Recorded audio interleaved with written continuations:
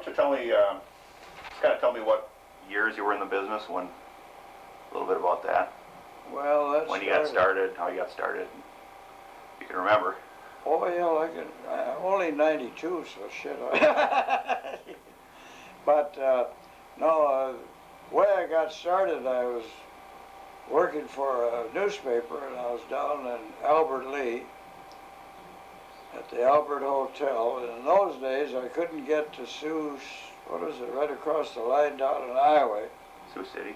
Yeah, on account of the roads. They were mud roads in those days. See, Iowa was the first state in the Union to have paved roads. And they had to, because you couldn't move otherwise.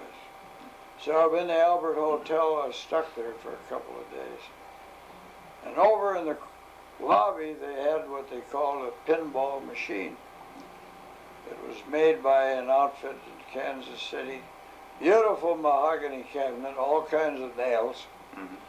And you shot the balls and see how many you could win. And you put a nickel in the machine, and 5 of us or 6, nothing else to do, we put a dime on the counter. And I was pretty lucky. I won quite a few games, but shit, I wound up, I'm out of money. I didn't have any cash because we were putting a nickel. You see, 6 guys put 30 cents in the machine, and the most you won was 40 cents, and a dime of it was yours. So you'd play against each other, kind of? No, total score. But you'd compete against the other guys for money, sure, right? Yeah. Okay. So anyway, God damn it, that kind of intrigued me. When I got back to Minneapolis, I was living at 1009 Park, which is owned by T.B. Walker, and it's still there. It's Drexel Apartments. And T.B. Walker owned it, and he was remodeling it. Well, as they remodeled into a new apartment, us guys would move in. Well, there was one guy there who was a coffee salesman. You're probably not old enough to remember Osgood Coffee. They sold to restaurants. Times were tough. Jackson was a salesman, and we'll give you an example in those days. Go in the fill, yeah, fill it up. Hold his hand down for 2 gallons. And he was quite a interesting guy. So I told him about that machine. He said, Jesus Christ, he said, that's the thing to get into. There aren't any of them around here. But God, that damn machine was made in Kansas City. It was $150. We didn't have any money, so I think we paid down $50 down and then got the rest in COD by freight. Those days, the freight company was the Market Express. So when it came, we got it, and we didn't tell anybody in the hotel we had it. We set it up in the evening, had it in the lobby, and nobody was working in those days. There was a lot of artists in there. In fact, there's a guy that painted that picture up there. Was one of them. So we get the other guys into the game, and God, we'd open it up when everybody was in bed. This is pretty good. So Jackson says, God, you know, he called on all of these restaurants. We've got to find out. It's $150. That's a lot of money. Anyway, we found that there was a guy that represented pinball machines, and his name was Billy Cohen, and he lived in a house past Lake Street. So we went out to see him and explained to him that we were big operators. We had one machine. This was what year then? About 1928. Okay. And we explained to him, you know, Billy was a real nice guy. He took us down the basement. He had a lot of machines down there. Brand new. Ballyhoo, 1932, that's when the business got going. So we told him automatic sales, you know, we were listed in Dun & Bradstreet's. He said, I don't give a darn if you're listed in the Bible. It's cash. And the machines were only about $35 a piece, you know. That hit us on the head pretty good. were straight pinball machines, you know. Mm-hmm. And you tried to get a score. No payouts, no nothing like that. So we got one. And by that time, Jackson had the bright idea that the thing to do was open up a chain of restaurants. Well, he had no money, and his idea of a restaurant was to get the license and have some woman in there and get a hot plate and a used refrigerator and find a counter and have 3 or 4 stools. Things were tough, you know. And he'd sell hamburgers, that's all they'd have, you know. Probably bought a pound at a time or 2 pounds. They put one in the Antlers Hotel and a couple of others on the street. God, he figured out he could make about $10 a week. But if he had 100, hell, or had 10, he'd make $100 a week. And of course, every time he was trying to get a new spot, I'd have the machine. I'm doing all the damn work on the machines. He was getting the spots. It was a good partnership. We did that for I'd say a few years. Until finally I said, look, you take which machines you want, because I want to be in business for myself. So he did. I hired his brother to take care of the machines. That's the way we got started in Minneapolis. At that time, there was hardly any pinball machines. Later on, I got into the phonograph record machines, 12 records. Homer Capehart was ahead of it. Before the war, he had the Capehart phonograph, which was the deluxe phonograph for people in their homes. Sold for $1,000. But at that time, the war came along and we couldn't make any. So he had Wurlitzer phonographs, which he got the patents on from somebody, 12 record machine. And I got acquainted with him. He was in North Tonawanda, New York. That's where the factory was. And I talked big, so anyway, shipped me one every week. $50 down. The bank said, you know how much you owe? You know, the rest of the payments are so much a week. Yeah, but they're taking in nickels, and then 2 plays for a dime, 5 for a quarter, remember? You go into a saloon, that's where we did, saloons came back. Told them if they'd take that radio and forget about it, don't turn it on, let the people play the jukebox. And we'll give you half of over $5 a week. Trouble was, some of the jukeboxes didn't take in $5, but at least we got that. So that's the way I started. Was that the usual deal back then? I don't know. I was about the only one that was. You were the only deal then? Yeah. Because they got Wurlitzer exclusive, and they also had Seaberg and Crosley, several others. So back around 32, there weren't that many operators in town then? Or? No, they weren't hardly any. Anyway, then every year they'd bring out a new one. They brought out 16 records, then 24 records. Then they lit the machine up. It looked like fact is, today, some of the machines that you see advertised, you know, remade ones altogether, they look like the one that had 24 records, and they sell for anywhere from $1,000 to $5,000. Yeah. Back in the when you were just getting started, you were saying operating Ballyhoo and some of the early stuff. Was that what kind of, you know, I see ads, you know, from back then promoting the games and things, but they say, oh, we made all this money, you know, per week, and, you know, glowing letters to the company, but what kind of, any recollection of what kind of money you might take in a week or a month? How often did you collect? Was it once a week, once a month? Well, we were pretty hard up. Sometimes we collected twice a week. Okay. And there weren't any payouts on them then, you know. Right. Years later, I had 7 trucks and had a lot of people working for me, and they paid out chips, you know, which were illegal. And so then we had to pay out to run the machines. But how about in the early days? Do you remember like on an average, on a collection or something, you know, a good day or a good week? A good week was probably $10 a week, which total would give us 5. The darn machines were only, to start with, $20, and then they got a little more expensive. Yeah. Towards the end, before it was done, they were up to $1,000. Okay, so then, when did you pretty much get out of the business then? What was the final years there? When a very nice guy by the name of Youngdahl, who was the governor, declared them illegal. Oh, okay. So we're talking around God, I don't 40s? like to, I don't, truthfully, I couldn't remember the exact date, but overnight I lost over a couple of $100,000. What are you going to do with them? They were great big things. That was it. what?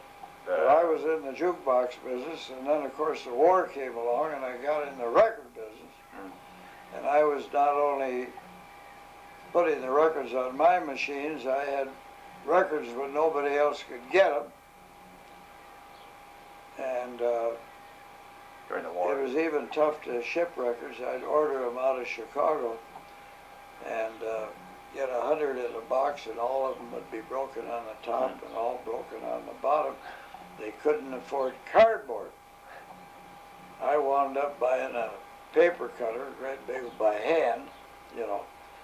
Then I'd pick up the boxes. I had a friend that owned holes, so they'd save the big boxes they had, and I'd cut those up so we could mail records.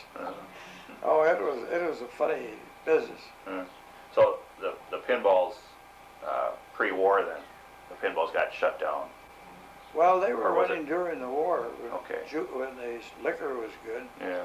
But when Youngdahl got in, and then he got appointed, Humphrey appointed him a federal judge in Washington, D.C. But he'd come back here, I'd have him back here to make a speech, you know. He wanted $100. And I'd wave the American flag and back up, and then everybody would stand up and cheer, and he thought it was for himself. But he had a brother that was a minister, you know, had the big church out south, and another brother that was in the legislature, Oscar. And Oscar was a regular guy. He drank. He belonged to the Horse's Ass Club on bar on First Avenue North. During the time, you know, the unions had the big fights there and stuff. And the initiation was on the second floor.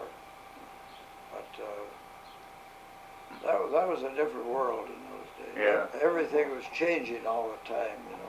You remember, well, see, the first, you know, flipper pinballs, you know, the newer style with the flipper buttons on the sides and things. That was probably about, it's hard to remember because I was in it so damn long. Well, it was I'd say 1940. pretty close, Yeah, 47 actually. Yeah, it got to be a big skill deal, you know. That was the only excuse we had to be in the business. It was a skill game, and only the skillful would win.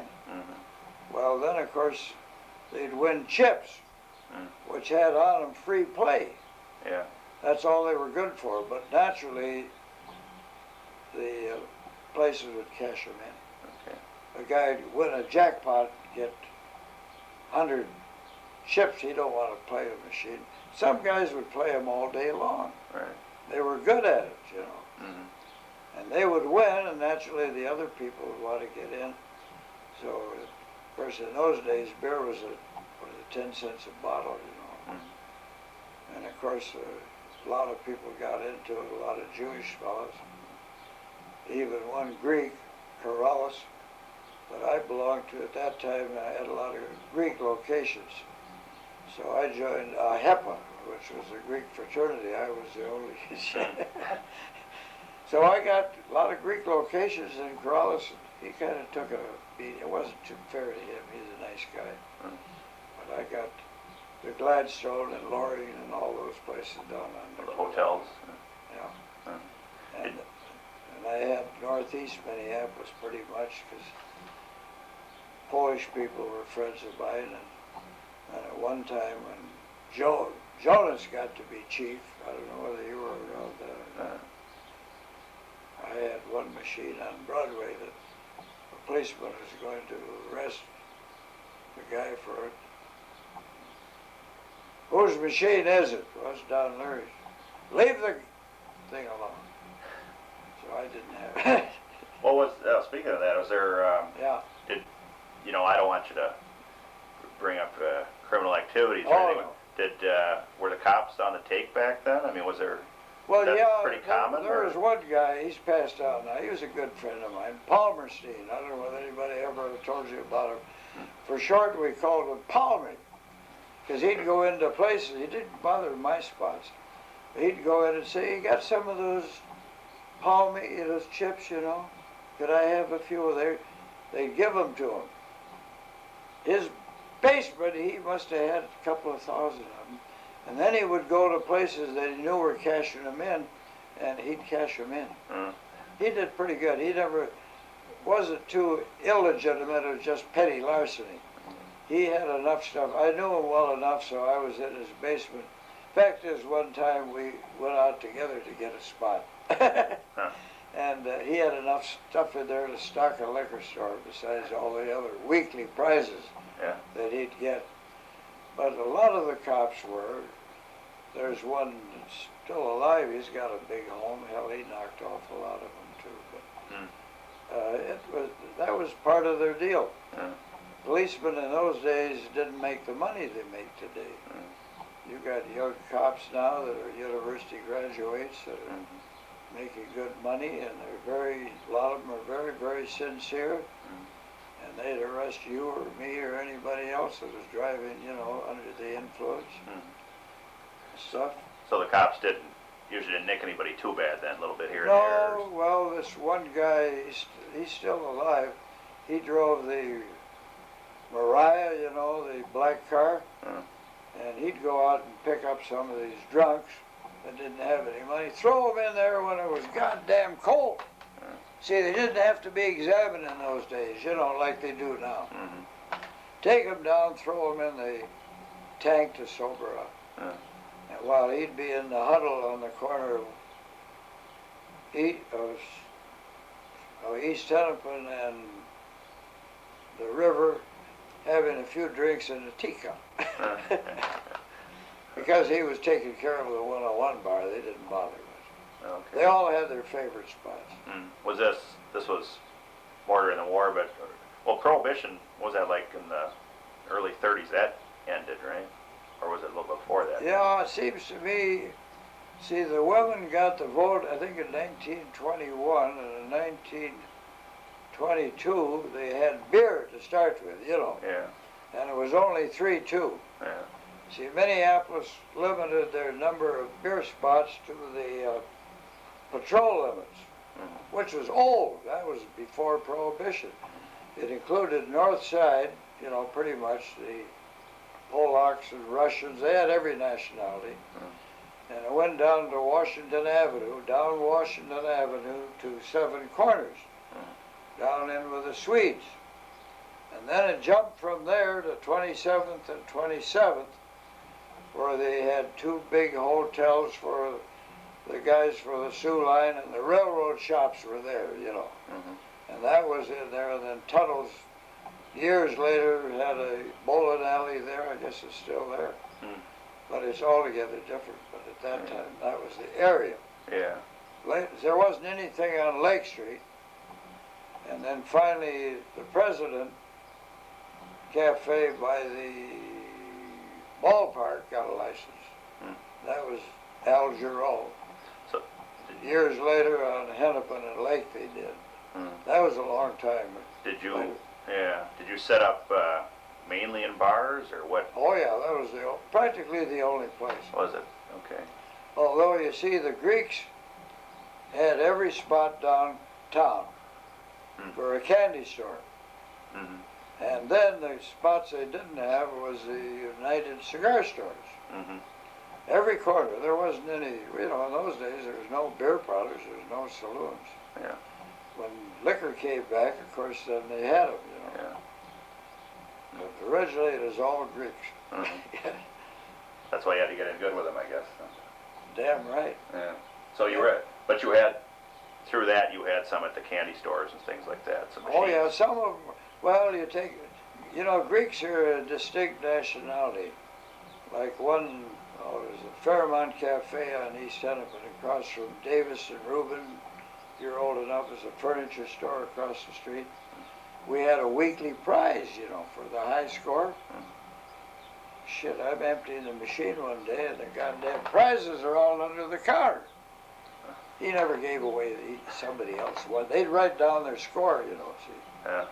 As the guy who got it. And the winner at the end of the week was just so happened somebody that nobody knew came in and got a high score. But the east side, there's a three-story building. They had a saloon on one side of it, a nice big restaurant. They were open 24 hours a day. Three guys run it. Then another spot that I had was down on Hennepin Avenue. I should know the name of it because I made a bet one night I could drink 6 drinks in a row, and then I pooped out. But Brush was a white man, and there was 2 Greeks. And one was in the kitchen, another one was out in front with Brush for running the place. And one time one of the Greeks was on vacation and the other one came out and found he was doing all the work in the kitchen. The guys up front were making all the money. When you got started on pinballs, Yeah. was that a pretty big deal? I mean, were there people lining up to play these things and stuff? Was it pretty? They were in some spots because some guys would insist on playing all the time. They got kind of the habit. Mm-hmm. You wonder today how the hell they could, but you got to remember there wasn't much else to do. Yeah. There was a game. Mm-hmm. Now when they made a payout, oh Jesus, that was a gambling machine. Yeah. And so you started running payouts then? Oh God, yes. Yeah. And they had spots downtown that were real hot. I didn't have any of them. See, there was a lot of Jewish fellas that were in. And a lot of the big spots were owned by Jews. And among the Jews, why, they worked pretty careful. And then they would loan money. I had pretty good spots over in the east side. And I had one good spot, not too far from East Hennepin, on the corner and everything else. And Berenson, he was another, he wound up working for Nate's Clothing. But he took the spot away from me. He gave the guy $3,000. Well, that still happens now. Oh, People pay in advance you money for this. Oh, we'll give you the advance money and money we might make. Yeah. We'll just work it off. You never get it back. Yeah. I had the Wigan bottle, and when John Skoronsky built the building and opened it up, he went down east to Carlisle University, took a course in running a restaurant, came back and I had either 4 or 5 machines in there, a lot of them. What was it called? The Wicked Bottle? Wigan bottle. It was on Lowry Avenue North, the bottle. It's burned down. I never rebuilt it. He made enough money. He moved to Florida. He had 11 kids, so he didn't want it.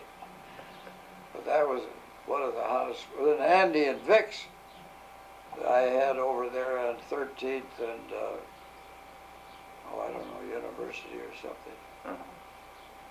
It was run by some Polacks. Nights you couldn't get to the bar. Every booth was, that's my booth, get out of it, It was a neighborhood deal. Yeah.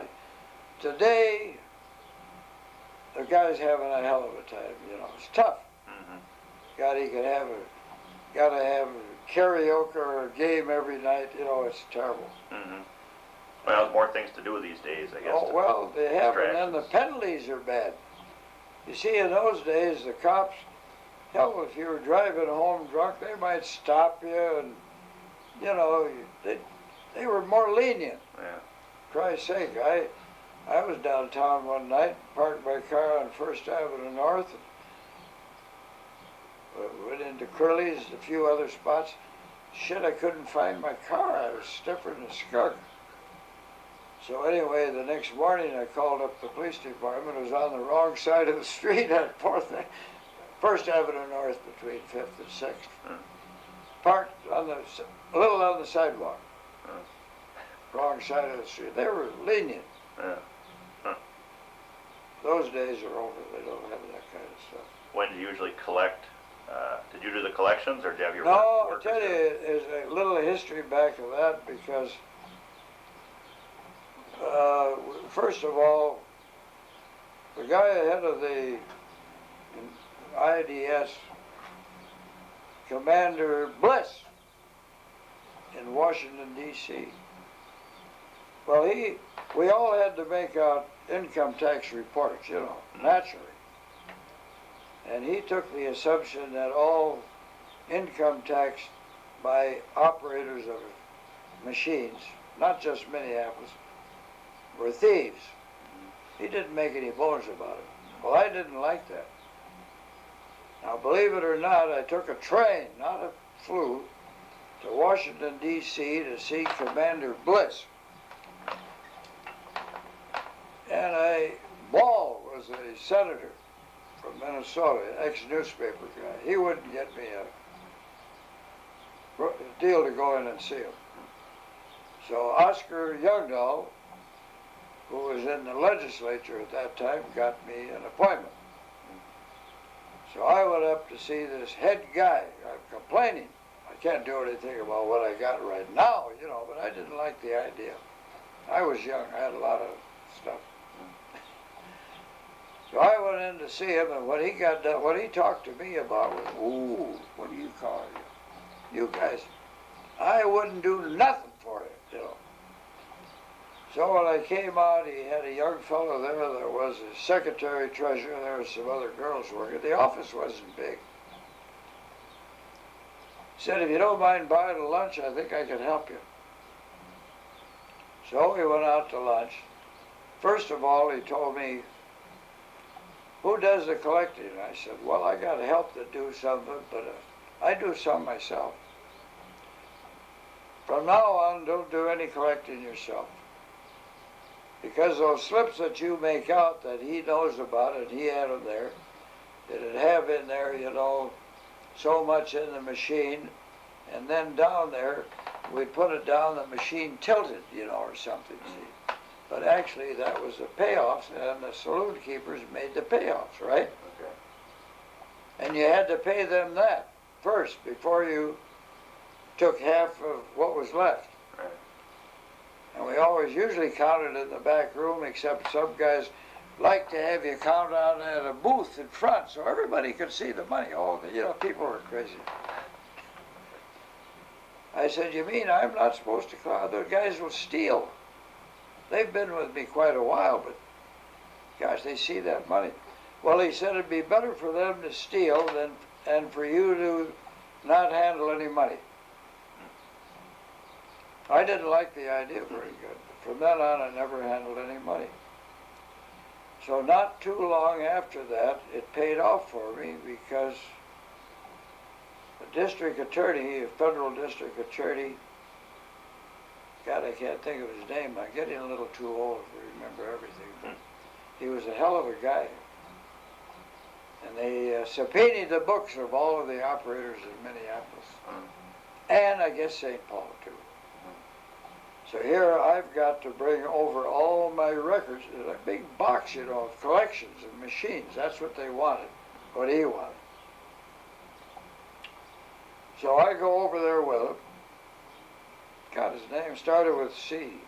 K, not Kennedy Coffin. I know what it was, but I can't think of it. So I was going to be on the stand, and Phil Moses, who was a good friend of mine, operated machines. He was after me. I was called first. When I got in, they had me on the stand, of course, and showed me a collection sheet. Well, I was glad that a couple of years before I was down to the IDS, and this fellow told me, don't ever handle collections yourself, see. He showed it to me. Now, is this one of your collection sheets? Oh yeah, it's got automatic sales on it. Yeah, that's one by my company.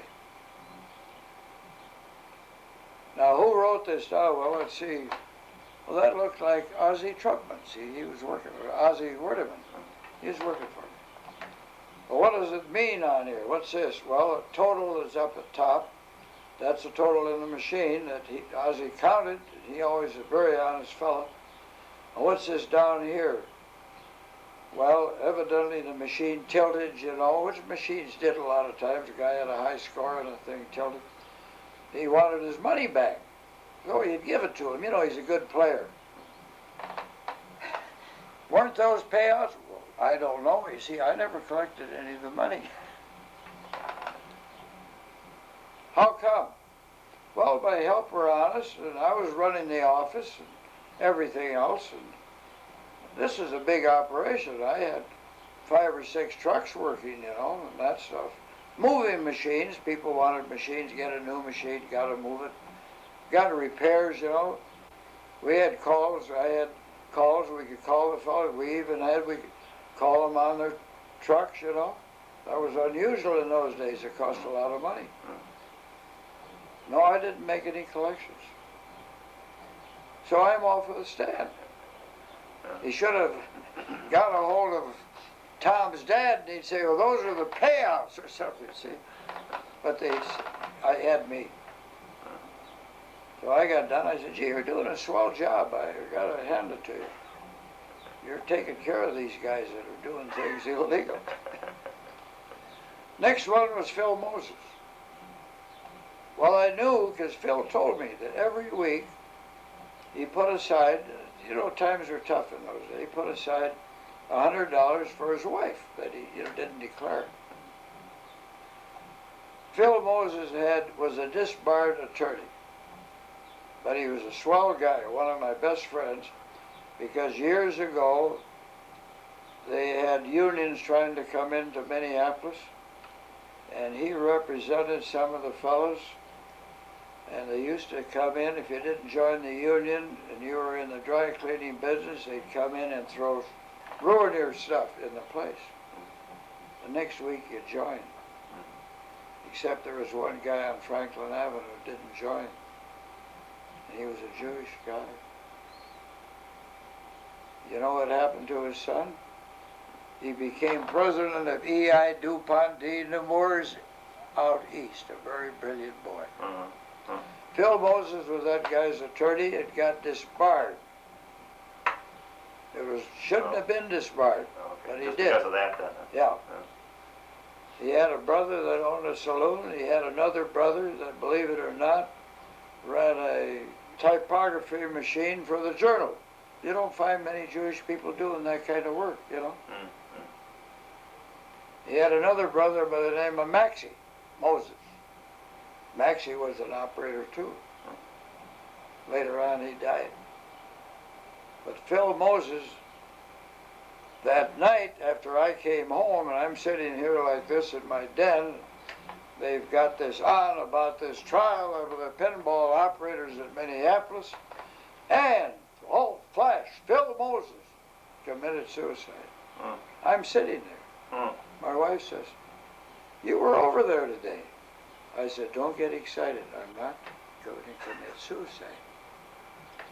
Not only that, I invited the federal attorney to speak at the Optimist Club next Tuesday. You're crazy. Yeah, he's going to speak on how he cleaned up the business. Minneapolis. So he spoke at the Optimist Club that next Tuesday, and I introduced him, you know. I was president that time. 310 members in the Optimist Club. We met in the Radisson Hotel. Had a couple of reporters there. That day, everybody's name was in the paper that was called up in front of the federal grand jury. And quite a few of them were different nationalities. Don Leary wasn't listed. That's handy. I got a lot of calls. How'd they leave your name out? Why'd you have him over there speaking? Well, I said, gee whiz, we're kind of in the hole. I just wanted to play that we weren't doing anything wrong. We had all of our machines. We still operated until the young dog got to be governor. But that's all different history about this stuff. So then they, at that point, the cops just started shutting everything down as far as payouts then? There weren't any machines left for payouts. The penalty was banned. I forget. I didn't have the saloon key. Oh, you know, they was telling us if they had a machine, they'd lose their liquor license. Things like that. Overnight, no machines. Pretty soon you put out little machines to play with. That's what I got out of the machine business and concentrated on the phonographs, which is, I told my wife if I ever get 50, I'll do. I got over 120. Then I got penny weighing scales. I had about 400 of those. I had a few peanut machines that I had. You know, a funny thing about a peanut machine, I lived in Columbia Heights over here many, many years ago, and there was a grocery store there, and I put a peanut machine in there, and times were tough. I'd come in there every week to open up the peanut machine to see if there was enough for a loaf of bread. He had a little kid about 6 years old. Hey, Dad, that guy's monkeying around up in front. Now, believe it or not over 2 months ago, I'm having lunch down to Niza on East 10 up, and a great big guy comes over, a tall fella, young, you know, maybe 45, 50 years old.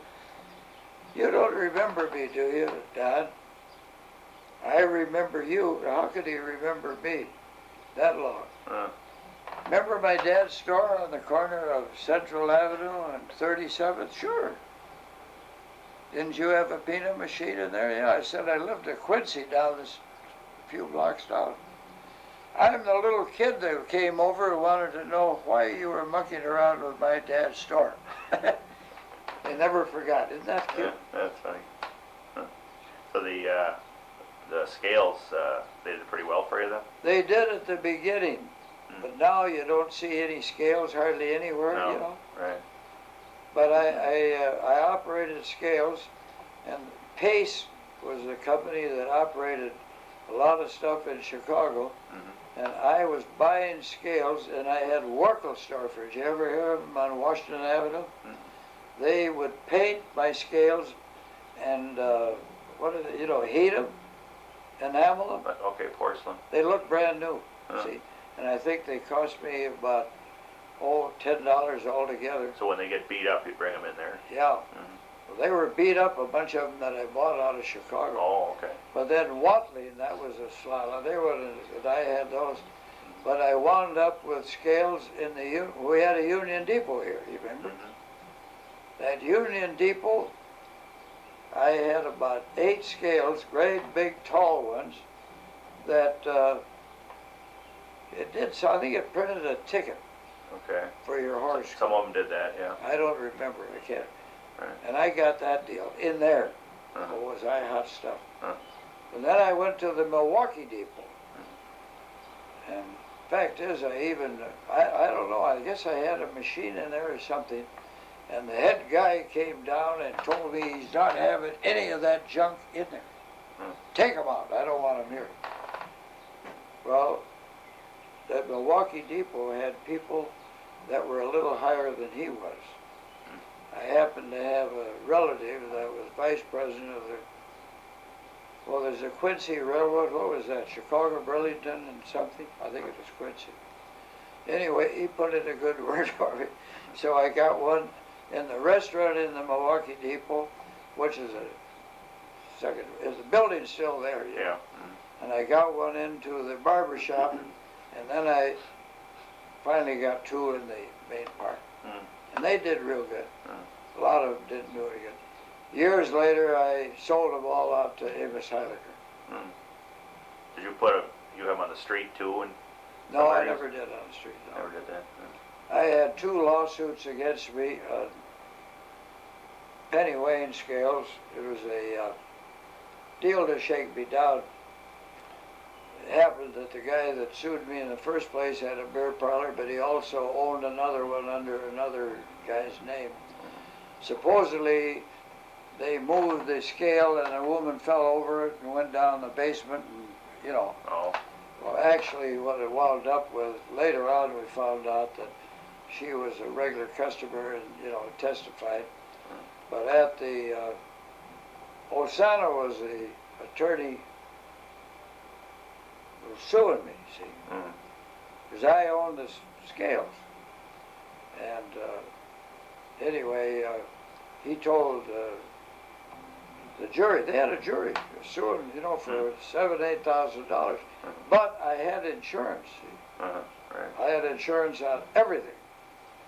So my attorney tried to win the case, but he wasn't doing very good because Osana was a good attorney. You know, later on he went to prison. He was a good friend of mine because one time I even worked with him on some stuff. He said, this isn't a case of anything bad, you know. I know Don Leary. That scale, he said he put it in front of the store. Well, the guy in the place said it was in front of the stairway. The woman fell over. And even the judge, Judge Carroll was the judge. He said, well, to the jury, he said, you know, you could find the owner of the beer parlor negligent. It's his fault. He owns the place, you know, where the scales are put, it's his deal. Or you could find the owner of the building maybe guilty, you know, because he should watch where they put scales on if they're in a bad spot. Now, as far as Mr. Leary is concerned, he's only owns the scale. We lost the case. But I had insurance. 6 months later, there's another case just like it by the guy that owned the original spot who had a partnership in the other one. By that time, my attorney is getting a little smarter, and we won that case. They never had to pay off any of them. That's lucky over all those years not getting in trouble. Lucky I had insurance. Yeah. Let's see. Do you get much games broken into very often, or is that a big problem, or maybe it's more so these days? Well, one of the funniest deals like that, it wasn't mine, but remember out there in the hub of hell, there was 2 spots, I think they're still there, dance halls. They used to have a hotel above. Where's this at? 26 and 26 south. Okay. What did you called it? Something else? Well, it was a dangerous, there was a lot of action out there. See, the guys from the Minneapolis Moline, the big deal worked there. They were tough guys. And the Hexagon Barge, you ever hear of that? You must be. Hub Hill? What do you call it, though? You know, we call it the Hub of Hell. Hub of Hell, okay. But there was 2 big joints there, and they were loaded all the time, see. Well, a friend of mine he was in prison for, I don't know, bootlegging or some little thing. And when he got out, he got somebody to give him money, and he bought one of those places. And at that time, they had a few machines around called Paces Races. Did you ever see them? Oh, yeah. Well, one outfit in town had them exclusive, see. Oh, okay. They paid, and they had them. Clarity and Gleason had punch boards exclusive. 2 Irishmen, which was kind of nice with Leary. The guy that had Paces Races, I wouldn't want to say his name because I wouldn't be positive. They did nothing but business. Everybody put in, you know, a lot of people, 6 people playing. Yeah. And the winning, you know, won. Yeah. And the machines cost damn near $700 or $800. Yeah. They had one in that spot. And by chance, he also had the 21 punch board. Did you ever hear of those? Are you old enough to remember the 21 punch board? I know punch boards, but... Well, this was it's only in good spots, see? Thick. And if you punch the 26 out, you got, I don't know, maybe $100. Okay. Well, the guy that owned this spot out there, he also bought a sewing machine, see? I can't think of his name. Started with B. Nice guy. And he took the punches out of the punch board and took the 26s out, so there weren't any 26s. And a few guys bought the whole board, and there weren't any in it. Oh boy! So Clarity and Gleason kind of caught the business, But one night, the Paces races disappeared Huh. on account of that. Oh. Oh, because of the cheat. Because Yeah. they were getting cheated. Yeah, Okay. and he had to, the owner had to pay for the Paces races. Okay. Oh, sure, they'd break in spots. Fact is, I think maybe some of the owners did too. Mm. Who knows? Yeah. You take up on Broadway, there was bars up there that were fantastic. And then the bars on 6th Street South towards Seven Corners, I had a fellow running one of those that was a pretty nice guy, so I put in told him about it, put in the 10 cent a drink deal, see. That bar was loaded 3 deep, all drinks 10 cents, but if you wanted it was 7-Up or you wanted it with something else, that was another 50, you know, you paid more. Straight, 10 cents. And we had glasses that looked like you had remember those glasses that had a lot of glass A lot of glass inside? at the bottom, right. Here's your drink, filling it right up to the top. You got, Jesus, it's gone. That was down near Nick's bar. Remember Nick's where they had a bowling alley? This guy, Pete Faber, he had the saloon down there. First he had one of them in Hubba Hill. He made money. And then he wound up on 3rd and Hennepin. I had the jukebox in there. And he had a bunch of fellas in there that, they were nice guys, you know, see. I think they were homosexuals. Because one time Ozzy's dad was in there and he was fixing the slot or something, I don't know what it was. And he told one of these guys to get out of the way. Another big guy came, don't you ever talk to him or I'll throw you out. Ozzy said, I'm not going in there anymore.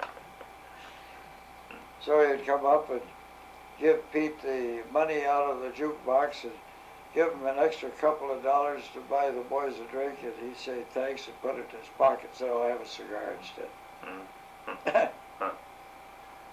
How about arcade type games? Did you ever run much of that stuff at all? No, I never did, but after games all went down, Amos Heiliger, who was a big machine operator and everything.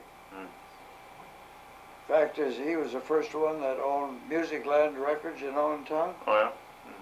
And another outfit bought him out and he got out of it. But Amos put in one of the big deals, you know, one of the shopping centers right out here. $1 million worth of machines in it. Making a lot of money. It did real good. Like a penny arcade type setup. Yeah, similar deal, but they had beautiful machines. A lot of machines cost a lot of money.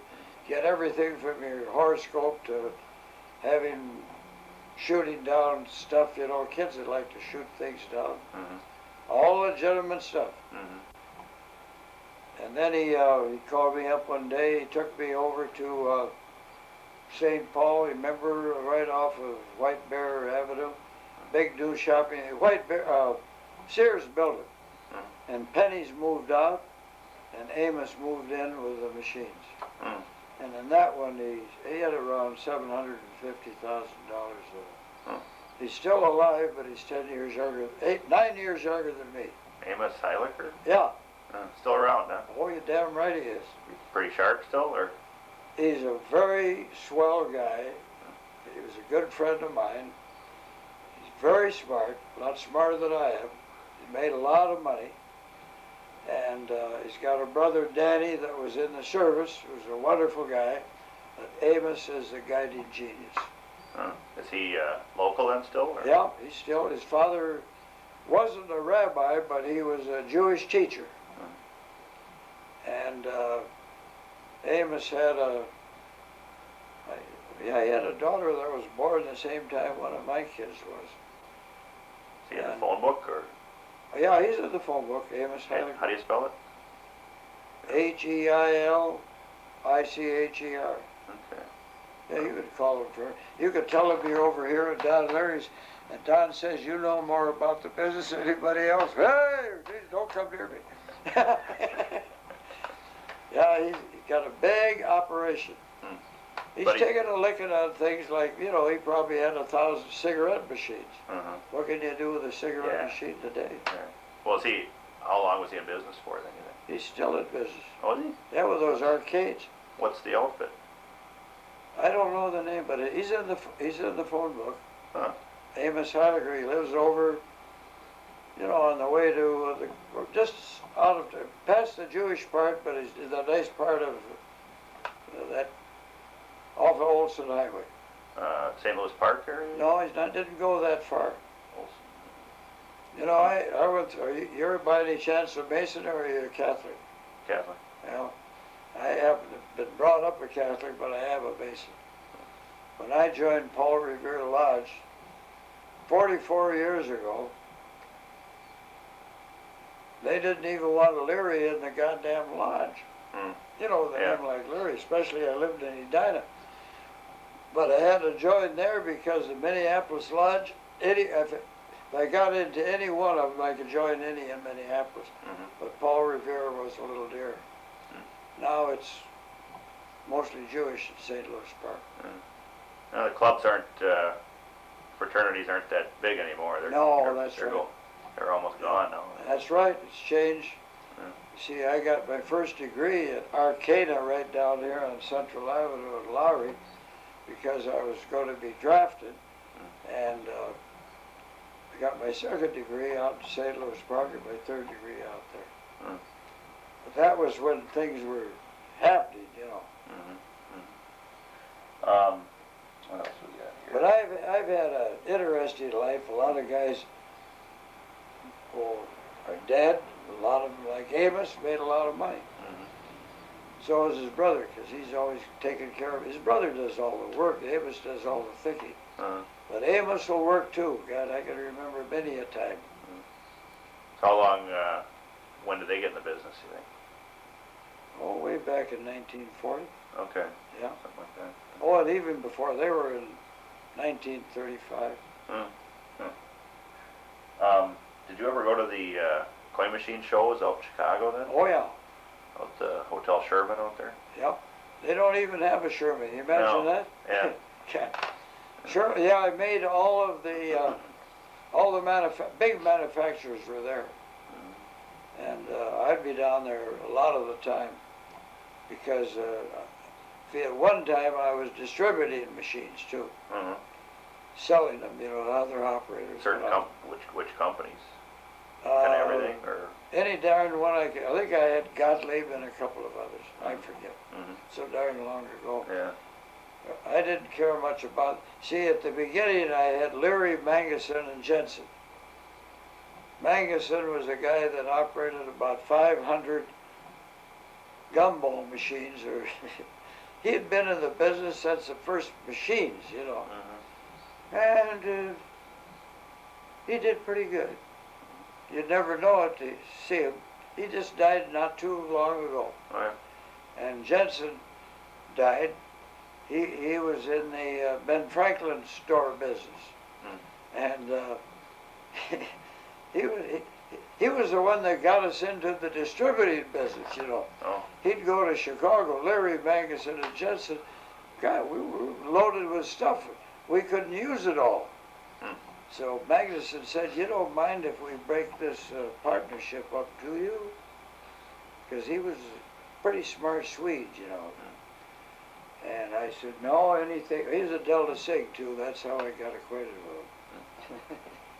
I said, "No, I'd like to get rid of Jensen, and you're certainly no bother, you know, because he didn't operate any big stuff around town. See, be fine, and you could use the place here for repairs, anything you want. See." So he told Jensen. He said, "Yeah, he didn't care much about that. He'd better be off in the." What is it, 5 cents to $1 machine, or, you know, stores. So it was all friendly. There wasn't any bad feeling or anything. But I wound up with the whole deal. So who was Magnuson was the fellow that ran the gumballs then? Or? Yeah. So he just died real recently, or? Oh, God, that was years ago. Oh, okay. But he kept in it. Oh, he'd go out for a little trip and say, you know, it's surprising what some of those machines take in. the damn things only cost them $5 a piece. You know what the things now? They got great big ones. They sell them for a couple of hundred. Yeah. So as far as the shows, what did you think of them going to the clay machine? Oh God, they'd wait. You have to go to that. They'd have all brand new machines. Do you know that Finkelstein in Detroit took 200, and gosh, Nelson up here he took 5.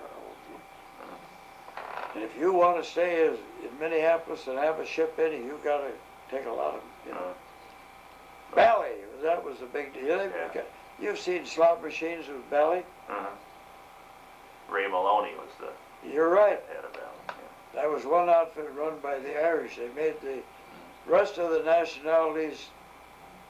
So it cut you some good deals then, right? Oh God, yeah, you had to. You thought you were getting one. Yeah. A bunch of them, they had offices in the Congress Hotel too. Pace he was a great guy. He had a slot machines and everything. If you're so damn smart, why aren't you rich? You tell a guy that was saying he needed money, you know, or he couldn't afford this. I don't want to talk to him. They were a fun bunch. I liked them all. I think it was Ed Pace. I forget. Did you run slots at all or no? Slot machines? No, I never did. Okay. No. Did you have to compete with those? Did people put them in your? They never put stuff in your spot. No, they didn't. The nearest thing to a slot was Pace's Races. Right. And they could do, they could take, see, there weren't a lot of saloons. There was limited. We could only have 200 saloons in Minneapolis. The beer parlors, I forget what the limit on those. Mostly that was by the alderman or the area, you know, stuff like that. The 200 saloons was limited. That was the deal. And they went on the old patrol limits. Today, I don't know what the thing is. I think you ever hear of Frank Walensky? Sounds familiar. He was an alderman from 2nd Ward. He's a good friend of mine. He's still alive. And in those days, when he got out of being alderman, he got in the real estate business. But Frank knew everybody in every area, you know. He knew how much every saloon was taking in and everything else. And if a guy bought a saloon, he would tell him and he'd get it for him, and he could get the license, you know, too, because he knew the courthouse. He was a good guy. You know where down there on East Hennepin, that little shopping center, you know, they got a saloon on the end, run by a great football player, McNamara. McNamara's Bar. Don't know it, yeah. He got that place for McNamara, and McNamara sold it because he wanted a place downtown, which he got, and then they built some new buildings, and he had to move a block, and he wound up on 9th and Hennepin on the corner, and he went broke. Frank Walensky got 8 or 9 guys to put up $10,000 a piece and bought McNamara's saloon back for McNamara. And McNamara is there now. Hell of a wonderful guy. Great football player. Played at the U then? Or? Oh, he played at the U, and he played professional Canadian football too. Oh. Wonderful guy. Still there then? Yeah, he's there. Go ahead and see him any day. Tell him you're a friend. I should go in there, but I go there once in a while on Thursday to see Frank Walensky and some of the other guys. I'll hang out there. In 92, you don't start hanging out in a lot of places. Yeah. Let's go back to the shows a little bit. Yeah. They kind of put on big spreads and stuff there. Was it kind of, you know? Oh, sure, they wine do. and dine you guys? They do everything. They'd put on shows, give you tickets to the Shea. We called it the Shea Shapiro. That was the Shea Parade. You ever hear of it? No. That was in Chicago. The head guy there was, well, Ben Burney, of course, was there. Who's the guy that got all the money that's still alive? Got the $1 million a year. He's still a comedian. That dresses as a woman once in a while. Milton Berle? Or? Yeah, was there. Okay. Yeah. So they do the show for you guys then, or what? Or how do We'd you- all go there. They'd have shows. Mhm. Yeah, I pulled a good one on Milton Berle. He was out at Las Vegas. And a few years ago, I was up in the balcony. I came in late. This is a late show. And I just wrote on the back of my card, yeah, I can remember when you were at the Shea Shapiro, and I knew you'd never make it into the big time. I gave the guy, I said, here, I tore a $50 bill in half, and I said, you'll get the other half, give it to Milton Berle. He's on the stage now. I said, give it to him right now. Walk right down and give it to him. This will break up the house. And you don't get the other half of the 50. Milton Berle gets it, looks at it. I'll be a, you know what he said. Where the hell are you, you little fake? God, they got searchlights going all over, you know. I stand up, you know, and give him a big wave from the balcony. Donnie, those were the days, weren't they? I bet there was 100 people from Minneapolis that I didn't know were there. You know, everybody in Minneapolis is there all the time. Right. Gee, I heard about that for a year. That's fun. But he was there. I knew he'd never go over on TV because he was kind of filthy. Yeah. God almighty. Yeah. But he was good. Shea Shapiro. Yeah, that that's was a what I club, called or that was, or no? That what was the owned club? by guys by the name of Littell. They built a place downtown in Chicago, and they had gambling there too. See, and like one night I'm there, and Homer Capehart was there, and then there's a little dummy I'm talking to all the time. See, I had a few drinks, and he's a smart guy. You know who it was? I'm talking to the dummy, and the guy that was running him was the guy that was doing it. That who was Charlie it? McCarthy? Yeah, Charlie McCarthy. You're talking about the dummy, yeah? Yeah, and then A.B. the agent is real. He was an operator in Minneapolis. Nice kid. He and Harry Atkins were partners. A.B. the agent comes out, sees me here at a big table with Homer Capehart, you know, and these guys. I said, what's going on? He said, you got any money? I said, yeah. Well, what do you want? He said, I just lost $1,000 in there in their crap game. Well, I knew that that crap game that they ran there wasn't exactly okay, see? So I said, I'll get it for you. So I go in, see the guy that owned it. He's sitting there at the desk. He knew me. So I said, give my friend here, Harry Atkins, $1,000. He wants to get back in the crap game. What the hell do you think I am, crazy? I said, call the Sherman Hotel. Now, in those days, there was no credit cards, right? Right. Call the Sherman Hotel. They said, give him anything up to $10,000. Down there is good. Boom. So he pulls out $1,000, gives it to A.B. the agent. I said, see how I stand? You know, big operator. I go back and sit down.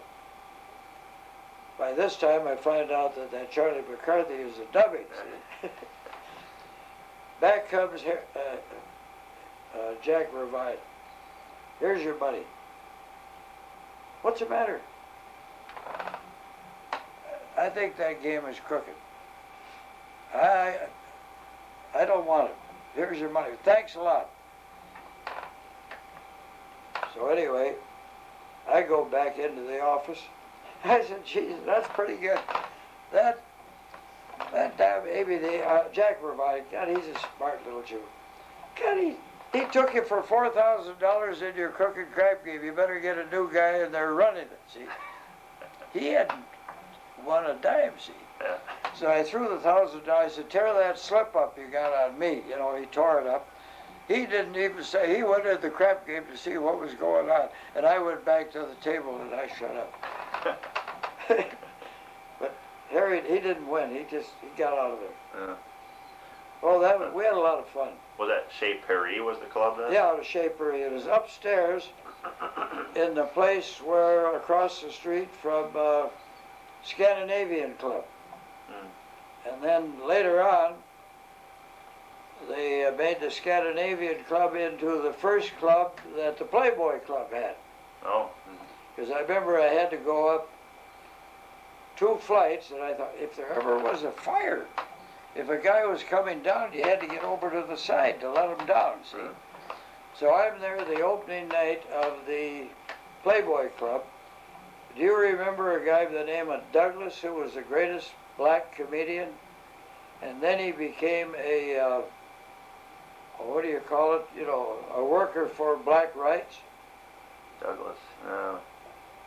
I know the guy personally, I can't think of his name. Okay. But he was a terrific comedian. He was working the black clubs in Chicago. But anyway, this was the opening night, and this guy is absolutely terrific. I'm writing down everything he says. Oh, geez, I got to get this, you know. Oh, boy, is this good. You know, when I got home, you know where it all was? Featured article in Times Magazine. It's all in there. Yeah, but it wasn't one I wrote, but it's the same stuff. And I'm telling everybody, oh boy, if I got a scoop, I'm going to give it to Cedric Adams, you know, here in Minneapolis.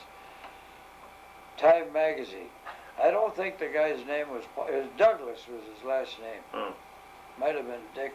And then he was very big. He made a lot of, he got $300 at the Playboy Club for a week. And that was big money. Later on, he made thousands, and he gave it up, and he was out for black rights. You know, one of the leading parades and everything, because he was a wonderful guy. He was a leader.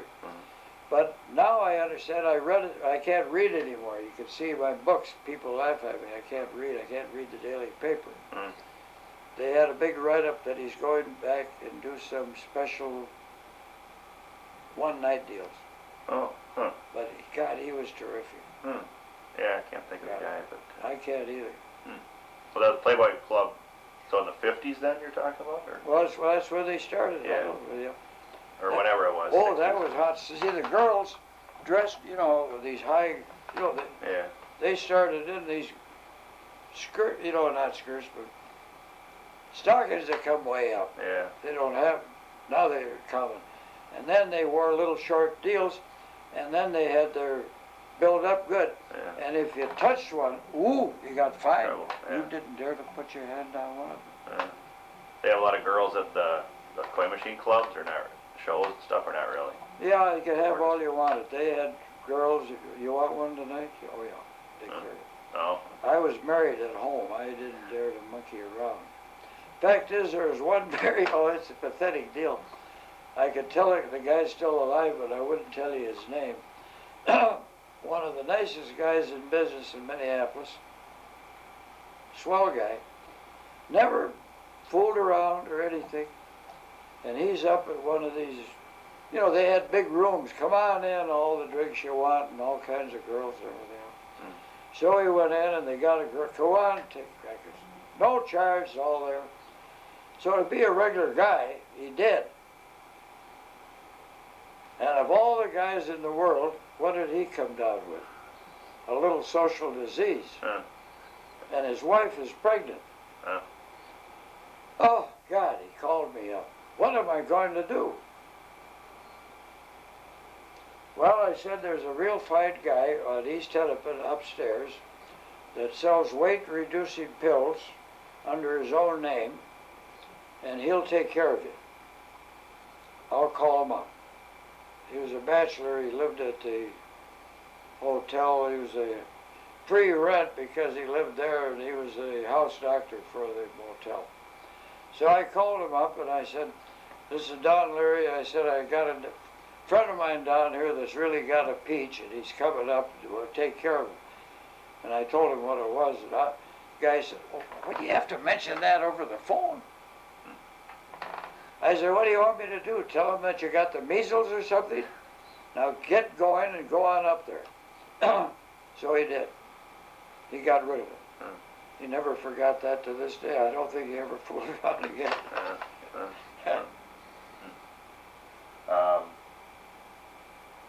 Yeah, I'll just talk to the other fellow maybe if I could talk to him about arcade stuff, because I'm interested. Amos?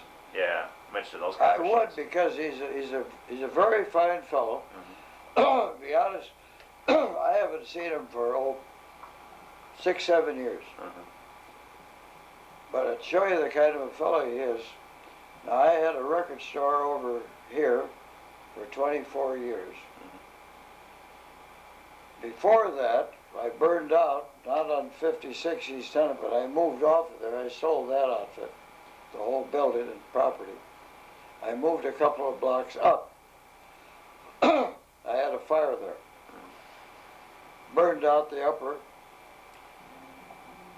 My store wasn't burned, but it was ruined, see. You know. The only guy that called me up was Amos Heiliger. I'm sorry to hear about your fire. Now, if there's anything you need in the way of equipment, you know, to hold records and that, feel free, you can have all you need. No charge. Oh, nice. And we weren't buddies or anything, but he was that kind of a guy. And he told me where to get a couple of other things that they were making, and you go over and see them and have them do it for you. So I would say, in the name of friendship, and friendship only, not connected with anything else, why, he's a darn fine guy. Got a few, well, I guess you can't read so well anymore, but Yeah. you see the pictures there? There's like belly, Oh, sure, yeah. belly Oh, airway there. Yeah, those are some of the machines. Airplanes. Yeah, those are it. Good, look on the other side. You might have just had Gottlieb's. They had the big broadcast. Yeah, that was right, yeah. Yeah, that one was kind of Yeah, Lieberman in Minneapolis got Gottlieb's distributorship. Of course, Lieberman's dead. That is Harold Lieberman. Too bad he's not alive, because years ago, his dad operated slot machines in St. Paul. And Harold was in Minneapolis, and he bought out High Greenstein, another operator.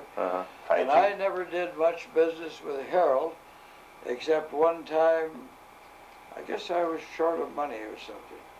And he told me, you can have anything you want and don't worry about paying it. But I paid him. But I was doing business with Billy Cohen. And how the hell would you imagine a guy in the business? He had a second kid, he named him Donald after me. Oh, God. There's the old ballyhoo there. Yeah, that ballyhoo, that's one of the first ones there. Yeah. They made them into home games. Yeah. Yeah, right. Yeah, that's really good. You got some good pictures there. Yeah, there's a Rocket. That was a payout. Rocket. Yeah, well, who the hell was that? Bally made that. Was that a Bally? Yeah. Yeah. Had little toilet seat lids, the ball would go in and roll over and Oh, out the sure, bottom. God.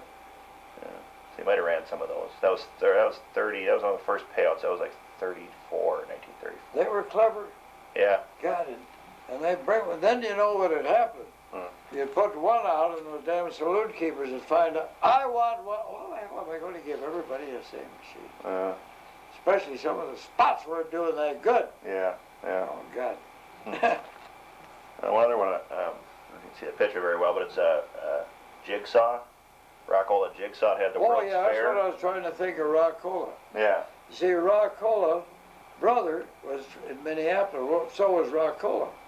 Yeah, way back, right? Yeah, and his brother here never operated machines. God damn it, I was trying to think, because I did business with him. Well, Dave was the guy out in Chicago. Yeah. Was part of the family still here, or no?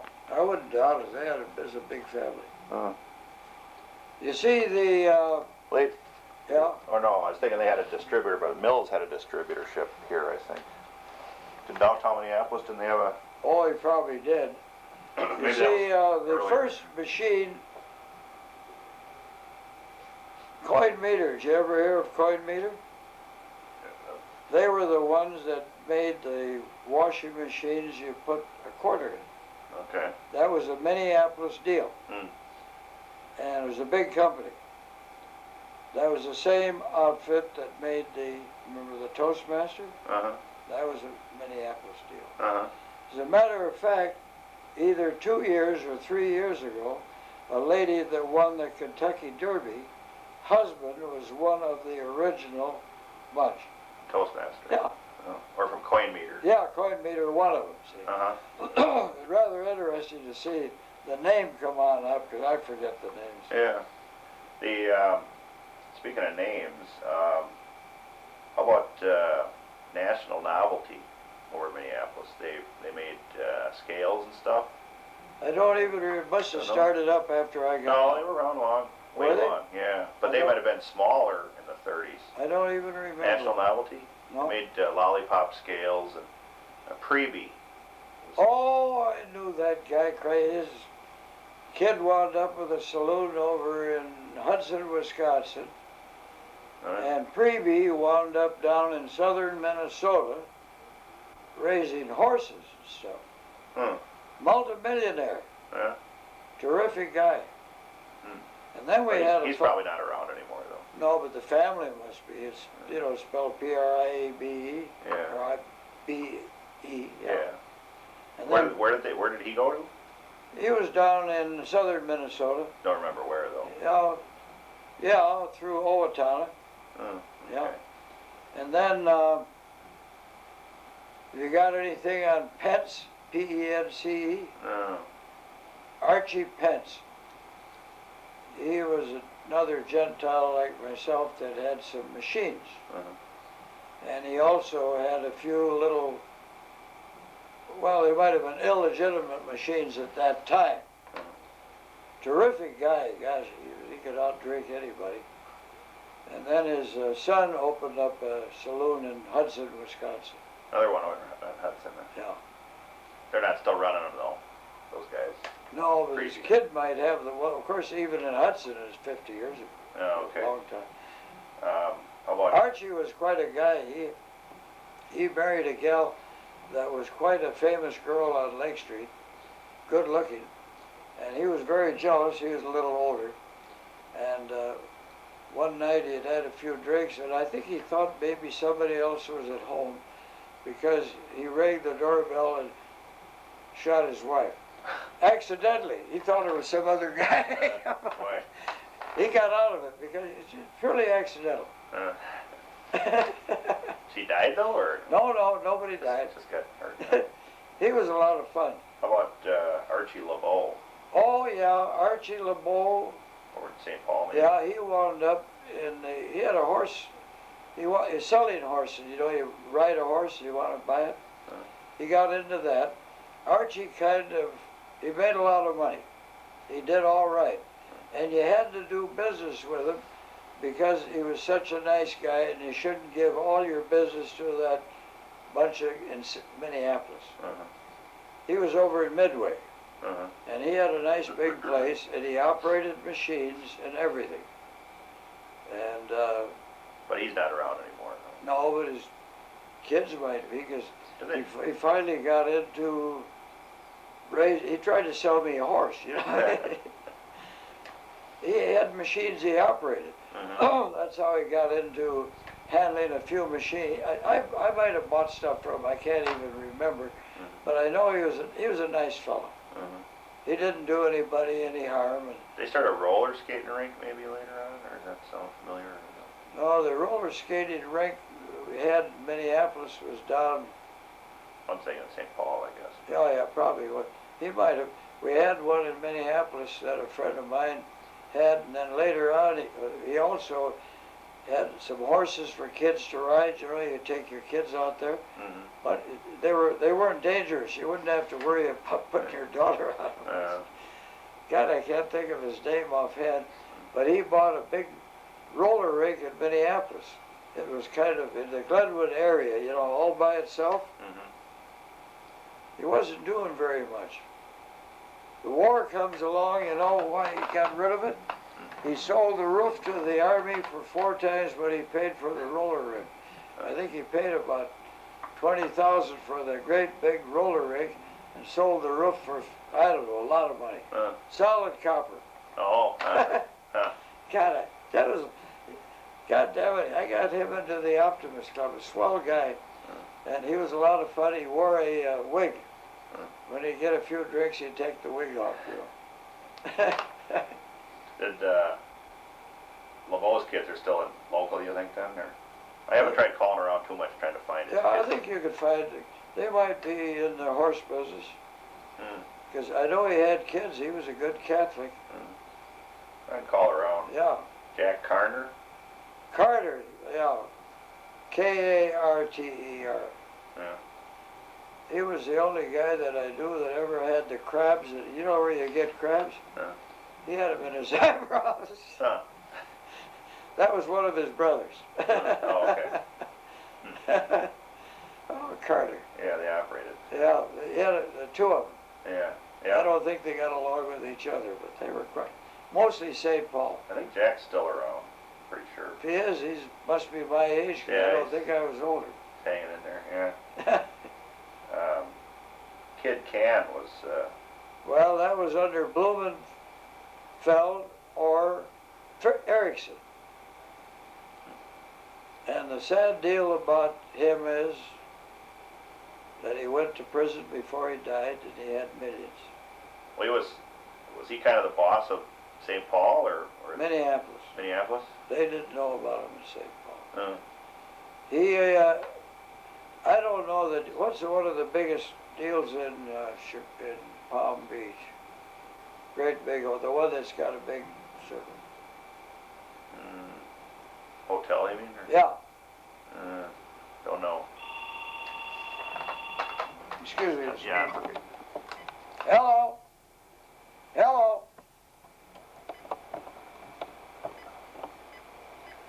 Hello? Yeah.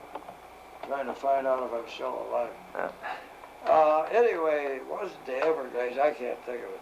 He owned the property that it was on, and I went down there one time, over there, and I said to the bartender, say, is Kid Can around?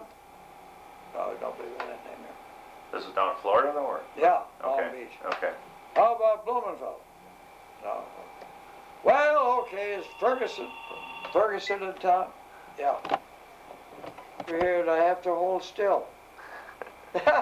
Listen, with Kid Can. yeah, you know, he lived in a very nice district in Minneapolis, you know, not too far from Lake Calhoun. And he was very presentable, like Mel Torme, you know, that just died. See, I used to have all the artists that were down at that place they were at, you know what, I forget his name, on my radio show, see, that I had every Saturday from, I've got pictures of every artist in town on a big deal that I had. But I'll never forget Mel Torme met Ferguson. I didn't say, he's the biggest gangster in town. I said, what'd you think of him? Boy, he said he's one of the nicest guys I ever met. I never told him the rest. But that's the name he went after. Well, those three different guys were the, or he had the same name. That's the same one. Kid Can, what the heck was the deal? Kid Can. He was a, you know, a fighter when he was a kid. Okay. Yeah. But he always, what the hell was it? Blowing his nose or something, I forget what it was. It was a bad habit. But his name is Ferguson, though? That's the name he went by, the last one. Oh, he kept changing his name then? Well, what more? He lived like people called him Kid Can, you know. Yeah. Because he was a nice guy. He wasn't legitimate. But Blumenfeld was a family name, and it's his brother or cousin had the East Side liquor store. Real nice. I think they got the one on Lake Street. But that's one of his brothers or cousins. They're the same family. But he lived, like, say, 43rd or 4th and Drew Avenue, right down by Lake Calhoun. Okay. But he got mixed up before he died in the paper. It's all public in the paper. You could get a copy from any of the papers. They'll look through the files. I don't know whether he accepted the money of a girl or he did something, you know. With all the money in the world. It's stupid. Maybe he wasn't well, like Al Capone at the end. Who knows? So he got put away then, right? Yeah, he either served time or took a penalty of some kind. Uh-huh. It's all in the police records. They've got it. Yeah. Did He was a guiding genius in Minneapolis. he got out of town after that then? Oh, he lived in Florida a lot. He was still here. I don't Oh, was know. he? I didn't even know when he got picked up. I was out of the business. I was in the record business. Oh, okay, so it was later then. Yeah. Yeah, when I was in the record business, some of the guys, see, it got to be kind of a racket. Mercury Records and some of those, you know, they were started by guys in Chicago. Uh-huh. But I had some of them that had the distributorship here, and they wanted to know if I would manage it. I said, yeah. Well, what do we have to pay? I said, 50,000. Are you out of your mind? They thought if I'd say maybe 5,000 would be high. Mm. I said, no, I'll run my own business. I don't want any partners or anything else. Mm. But You ever hear of Jather when you're looking through the stuff? Jather? They were two guys that were homosexuals, partners, darn nice guys, and one of them died quite a while ago, and the other one, Jack, is still down in Florida. And he bought theaters down there. He owns property in St. Petersburg and Tampa. I hear from him at Christmas. So he was an operator though? Or? Yeah, he was a distributor of stuff in Minneapolis. Oh, yeah. For machines and Oh. stuff. Oh, yeah. They had some little machines, you know, special ones. That was his name or the company name? That was the name. Jather was the name because Jack was his name was J.A. Allen. Okay. And God, it must have been the other guy's name. I forget. Okay. Harvey's name. I don't know Harvey's last name. But they were both. But they made. Funny part of it was when they moved across from me on the island, Jack wanted me to go in with them. You know, they're going to give me a third. They needed not too much, about 10,000. Well, I didn't think I'd go in with them. I should have, because they wound up making a lot of money. Is that, were there a lot of ups and downs in operating stuff? Did it just kind of keep? Well, some things you see, like with Jather, they started DART, D-A-R-T, which is still in business, I know, and they were the ones that put out on consignment records or albums mostly in drugstores, you know, in grocery stores. Leave them there, and then at the end of 2 weeks, come in and get paid for the ones that were sold. That seemed to kind of a penny-ante business, you know. They sold out the deal here in Minneapolis for almost $1 million. You should have got into that, I guess. Yeah, a lot of things I should have done. Yeah. I did a lot of things that weren't too bright, like the penny weighing scales and a few others. Well, I thought you did good on those, but they died off after a while. Not as much as, well, like Amos said, he said, Jesus, with your name and everything else, you could have really been the biggest in town. I said, I'm not starving to death, so I didn't care. Yeah. Yeah, that's true. Then you get all of it, then you got a lot of people that don't like you or something else. Yeah. Oh, George McKinnon, that's the name of that federal attorney that subpoenaed all of us. Okay. George McKinnon, former great football player.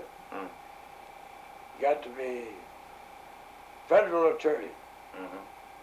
But so with the crime bosses and stuff in Minneapolis, there wasn't any, they didn't hitch up for money or stuff like that? There was no problem with? Oh, there was always a couple of guys that were handling it for us, and I think they kept most of it themselves. One of them was Doc Berenson. And, oh God, he must be dead. But he'd come to a meeting of us coin operators and tell us that we've all got to come up with a certain amount of money. Oh, okay. It wasn't anything too bad, but you know, so we did.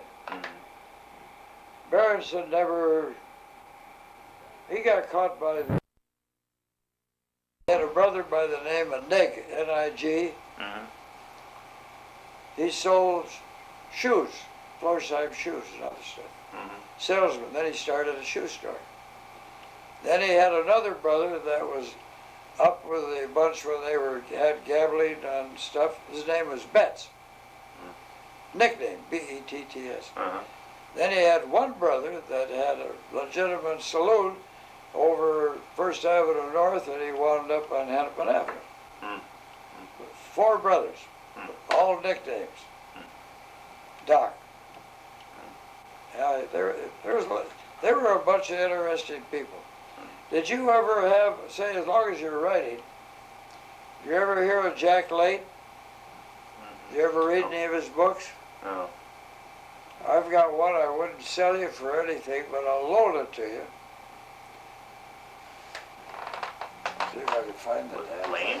L-A-N? Late, L-A-I-T. Oh. He was a good friend of mine in Chicago.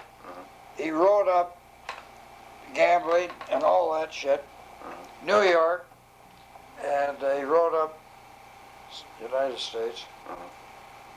See, I just found a bookie. Maybe I should be looking for it there. No, you'd never find it. See, it's, What was the name of it? God, I can't even think of that. It's kind of Older book? yeah, it's kind of a skinny book like that. It isn't this one, but you probably read this shit, haven't you? Frank Harris. Yeah. Did you ever read that? Yeah. It's hard to understand it. The words you use aren't the kind of words we use. Oh, let's see what the heck. They're side by side. Here, let's look at it. See what that title is. What's it say? Chicago Confidential. Late Mortimer. Yeah, Late. Mortimer and Lake. Yeah. Oh, okay. Take it over. Take it over there because the other one's out of Chicago.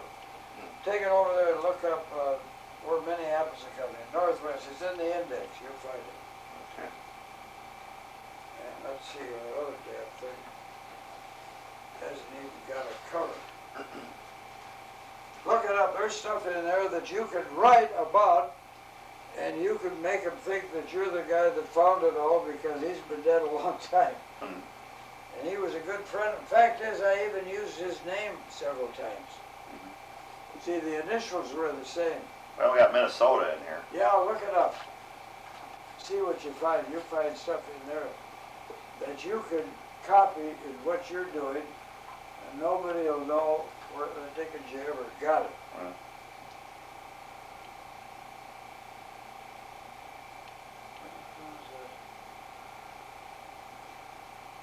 Let's see.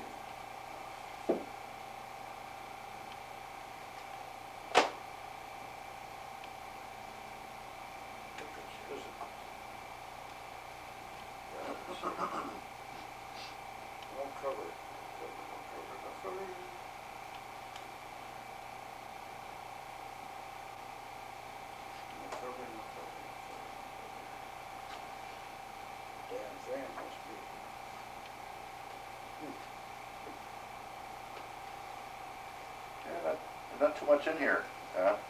Don't it tell who's running Minneapolis and St. Paul and stuff? Well, it might it's not under Minnesota. It might be somewhere else in here.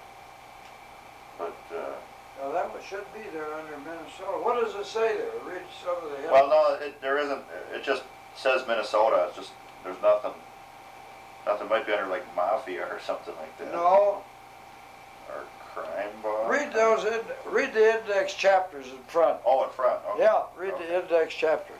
Okay. Because there's a pretty good 3 or 4 pages in there. There's a lot of them. Read the index. Well, yeah, they got contents. They got a whole bunch of different. They do, huh?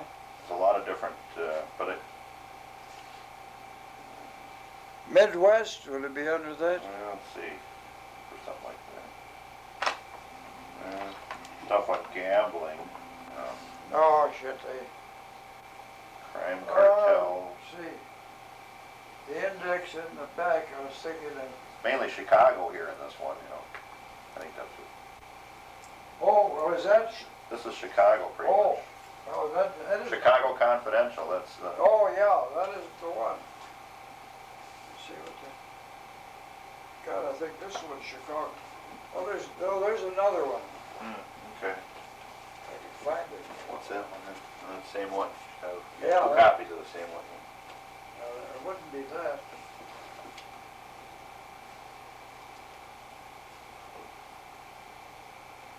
There's that damn. No wonder you couldn't find it. I Yeah. gave you the wrong one. But it's a book about that like that, or you think Yeah, it's look over there and I'll look here.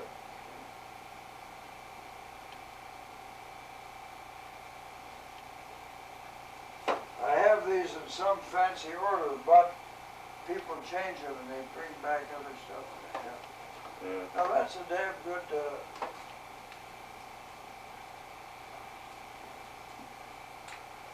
There's USA Confidential. Yeah, look at that. See in the front there if it don't list Midwest.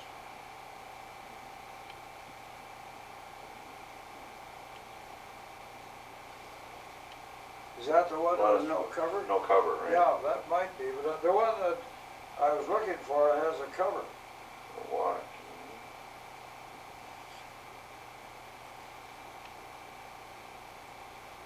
Damn it. Well, check the index in the back here.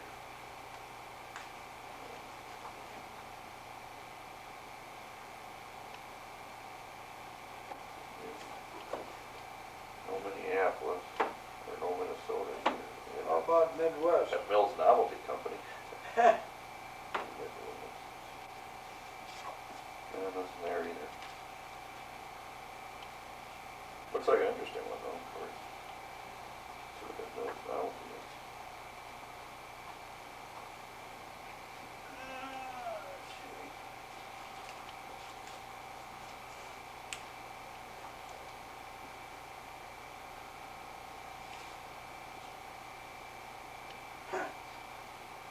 Oh, they talk about James Roosevelt.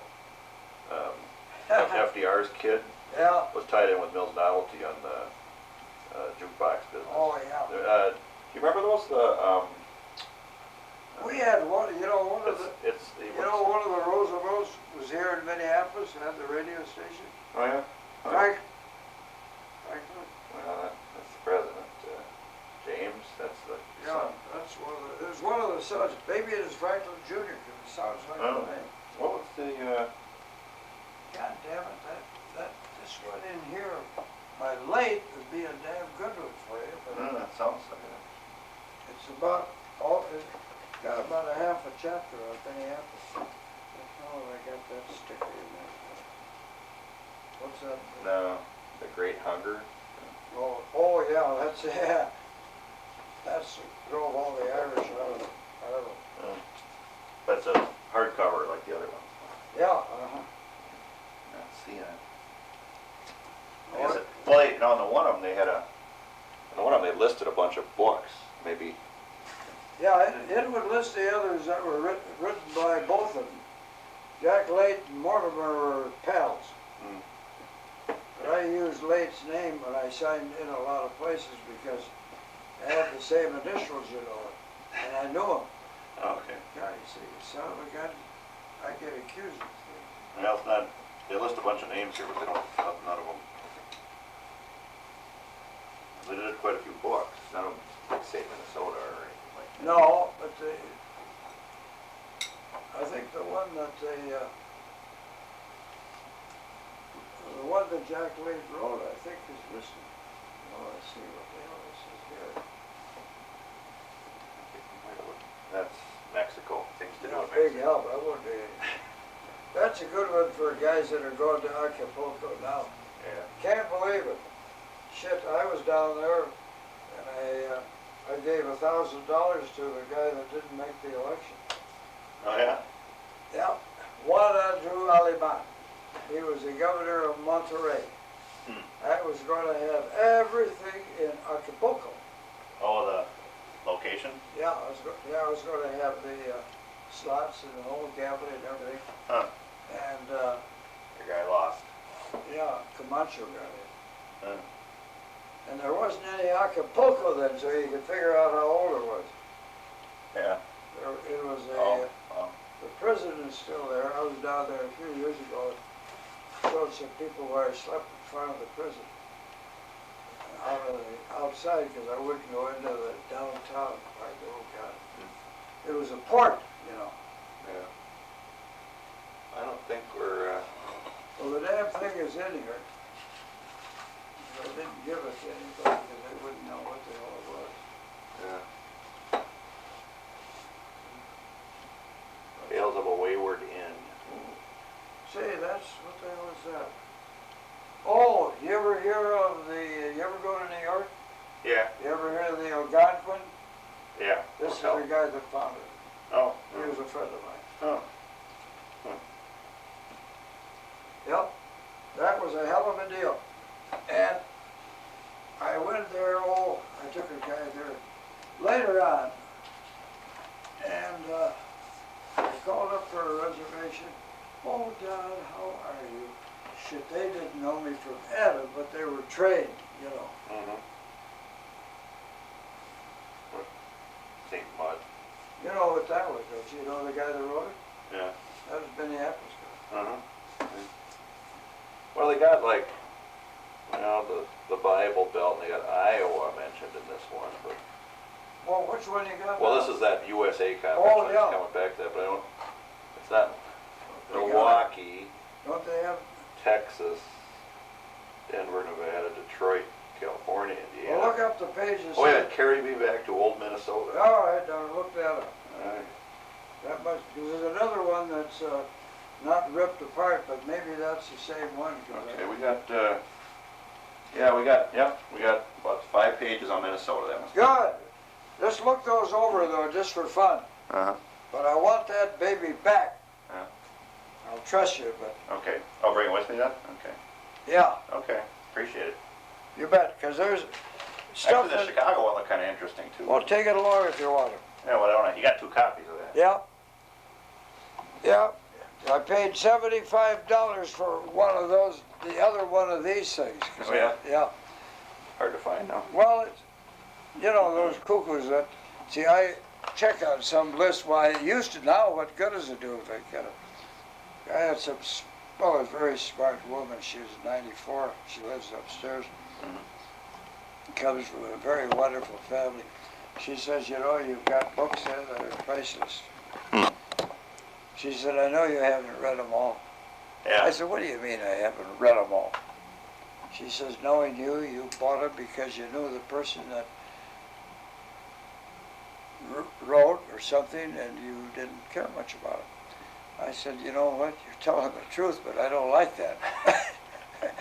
I've got one by, the greatest writer, that wrote Mexico and wrote Hawaii, and Oh, Michener. he never wrote a thing until he was past 40. So I wrote and told him, what was it? He wrote on something, I said, I was going to write about that. Anyway, he sent me back a book I got up here on how to write a book. How do you like that? Yeah, personally, nice deal. That's funny. Oh, God, I'll tell you. Okay. No. So you had quite a big operation later years then. Your automatic sales. Oh, yeah, sure. I had all the record business. No, I mean, well, I'm sticking mainly with the games and stuff though. Oh, yeah, but I see, the thing that I enjoyed the most was the record business, because my store down on the island, which might say was a lousy location, I built a big auditorium in back, big as they could seat 100 people. And all the parking meters I had put in because people used to park their cars there all day, you know. So I had parking meters put in. Sil Bosky was the alderman. And then I'd have a little note that any of my customers, I'd take care of. Big deal, they could park there, see. Yeah, okay. Put the money in, I'd give them the money. Strictly a Amos Heidegger stuff, see. Yeah. Big-hearted. Yeah. Kept them from parking all day, was the main thing. Right. That was on Nicollet Island then? Yeah. Okay. Yeah, the hall had been all torn out now, the whole deal. So your building's not there anymore? No, nothing. They got some row houses and stuff, some old ones down there. Yeah, those, they tore down a lot of those years ago, and then they remodeled, and they got a lot of money for it down there. Yeah. Too bad you didn't hang on to your land down there. It would have been Yeah, pretty it valuable. might have been, yeah. But it was like everything else I did. It was stupid. I owned a whole subdivision out of the island where I lived too. Mm. But the lots now sell for anywhere from 75 to 100,000. Yeah. I sold them for 5. Yeah. Well, but I needed the money. What? yeah. You know, people say, you know, if you'd have hung on, so what? I'm 92. I've got everything. My wife passed on, which is too bad. But what have I got to holler about? Yeah. I can't read anything big, but I have people that had a gal that got me this from the blind, and it plays tape, Uh-huh. and there's certain kinds of tape I have to figure out how to show you how nice it sounds. Oh, you have to turn it on. Oh, I think you were there. That's on, I guess. I don't know where the hell it started. Yeah, there it is. You were on it. I just didn't push it hard enough. A company passionately committed to world-class coffee Sounds and good. dedicated to educating its customers one-on-one This is a about kind what of a great deal. coffee can be. I'll shut it off. It's a kind of a deal you'd like. Mm. You know that coffee they're talking about? This guy started it. Mm. See, what is the name of it? What do they call it? It's that popular one. It's a Keystone. You know what it is. They got one downtown. Anyway, Oh, Starbucks? You mean? yeah, Starbucks. Yeah, Oh, okay. now you're on the ball. Mm. There's over 1,000 of them now. Mm-hmm. This guy started them. Oh. He tells his philosophy Mm. of doing things. It's cute. If you ever make talks, you could say, don't ever get mad at somebody that contradicts you. You know, things like that. But he's telling about how he trained his help, or what he's thinking of, why he did it.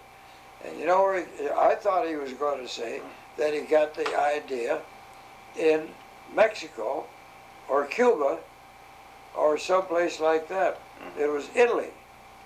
Now, have you ever been in Cuba? No. Well, the only thing you got to do is go to Florida. Yeah. They get a goddamn drink like that, little stinking thing. Yeah. And they would have had one drink, screwing around with it all the time you've been here. Yeah. But that's the way they do. Okay. And I had the same thing, over in Yugoslavia. Great, big, beautiful hotel right on the Danube. Fellows would come in there to spend the whole afternoon. They don't live there. They'd order a coffee and sit there with another fellow. Read the newspaper free. Just hang around. Yeah. That was the way they do. When the heck do they work? I couldn't figure it out. It drove me crazy. Yeah. But that's what he saw in Italy. That's where he got his inspiration. Oh. In Italy. That there was a lot more to coffee than do like you and I do. Going to have coffee? Yeah, I'll put it in there. Leave the container there. Sip, sip, sip, sip. Yeah. Some of them got to put in sugar, ruin the case. Some of them got to put in cream. Some of them got to do, I don't know. Mm-hmm. But, So you're down to Cuba and stuff too then, or huh? you were down to Cuba then too? Or? Yeah, I was there when they had I got up I had a fellow in the theater business with me. Get up in the morning, I said, what is all that, what's the celebration today? Oh, he says the Army is shooting on the Navy and the Navy is shooting on the Army. He says, you know how it is. I got your car in the alley. Where do you want to go? I said, Banabadao. Say, Leary, that's the other side of the island. I said, you're goddamn right, let's get out the other side of the island. Damn idiot. And we're downtown at the Inglaterra Hotel. You know, in those days, the Presidente Hotel, which is a mile or two up the beach, had a sign right on the deal. Gentiles only. Oh yeah. Yeah. Huh. How the hell are you going to tell one of those Cubans from a Jew? They're Yeah. dark, they talk like them, they act, oh shit. Huh. When were you down there then? I was down there when Batista was a dictator. Like 40s maybe or something? Yeah. You see, here's a funny thing, you know, Batista, you know this shopping center that's right near here yet? Mm-hmm. The guy that built it sold it to Batista. when Batista was retired, he was living in Portugal. And fact is, when I moved, when I moved off of East Hennepin, I moved up here because a Jew that had the deal, let's see, what do they call it? Some kind of fabric, Dell Fabrics. You ever hear of them around town? Real high-class guy. I knew his wife used to work for me, Jewish girl. And this place was vacant. She had all the fixtures, lights, and all kinds of stuff. So I called him up and said, what the hell, why'd you move out? He said, that was the worst location I ever had. I had 6 spots in that horseshit. Well, I'm moving in there. He said, it's all right for you. You won't get anything out of the location, but people will come to you, see? So I was there for 24 years. Now, this was in that same mall you're talking about? Yeah, right here. That Batista owned? Yeah, he owned it until, now the... Through like a management company or something? No, he owned it. Yeah, but... Oh, yeah, yeah, I had the name of the outfit. Well, he's not coming in, flying in from Portugal to check out your property. No, it was owned, they had, they had a lot of property. Did they? But he was a big owner. Kind of a odd place to be up in Minnesota. I had the name of it because I was thinking of buying it. See, I figured, you know, if he owned it and he liked me, he might let me have it pretty good. So, and I told the guy that I could get the thing for $1.5 million, which I could, see. He said, gee, that's a hell of a buy. Then I got to thinking, what business have I got to be in that business? You know what would happen if I owned it? They'd have plywood in front of every other store. People moved out, you know. Yeah, right. That'd be my luck. Right. But he died, I don't know, 8, 10 years ago. But it's still, Florida's got the dough. Then they had a guy in New York. He was taking free trips, you know, all the time, back and forth with a gal, charging it up to the company, you know. Oh, Batista just died 7 years ago? Batista died 7, 8 years ago, you're saying? Yeah. Was he? Okay, he was around a long time. Yeah.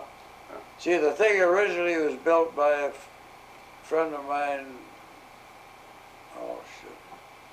Lee, what the hell is this kid's name? Redmond, R-E-D-M-O-N-D. He was a very smart Jewish guy from Iowa. During the Depression down there, one of the Depressions, not the last one here, he would help out everybody that owed him rent. You know, keep them in business, do anything for them. You know where the deal is out on Excelsior Boulevard? They call it a nice name. What is it?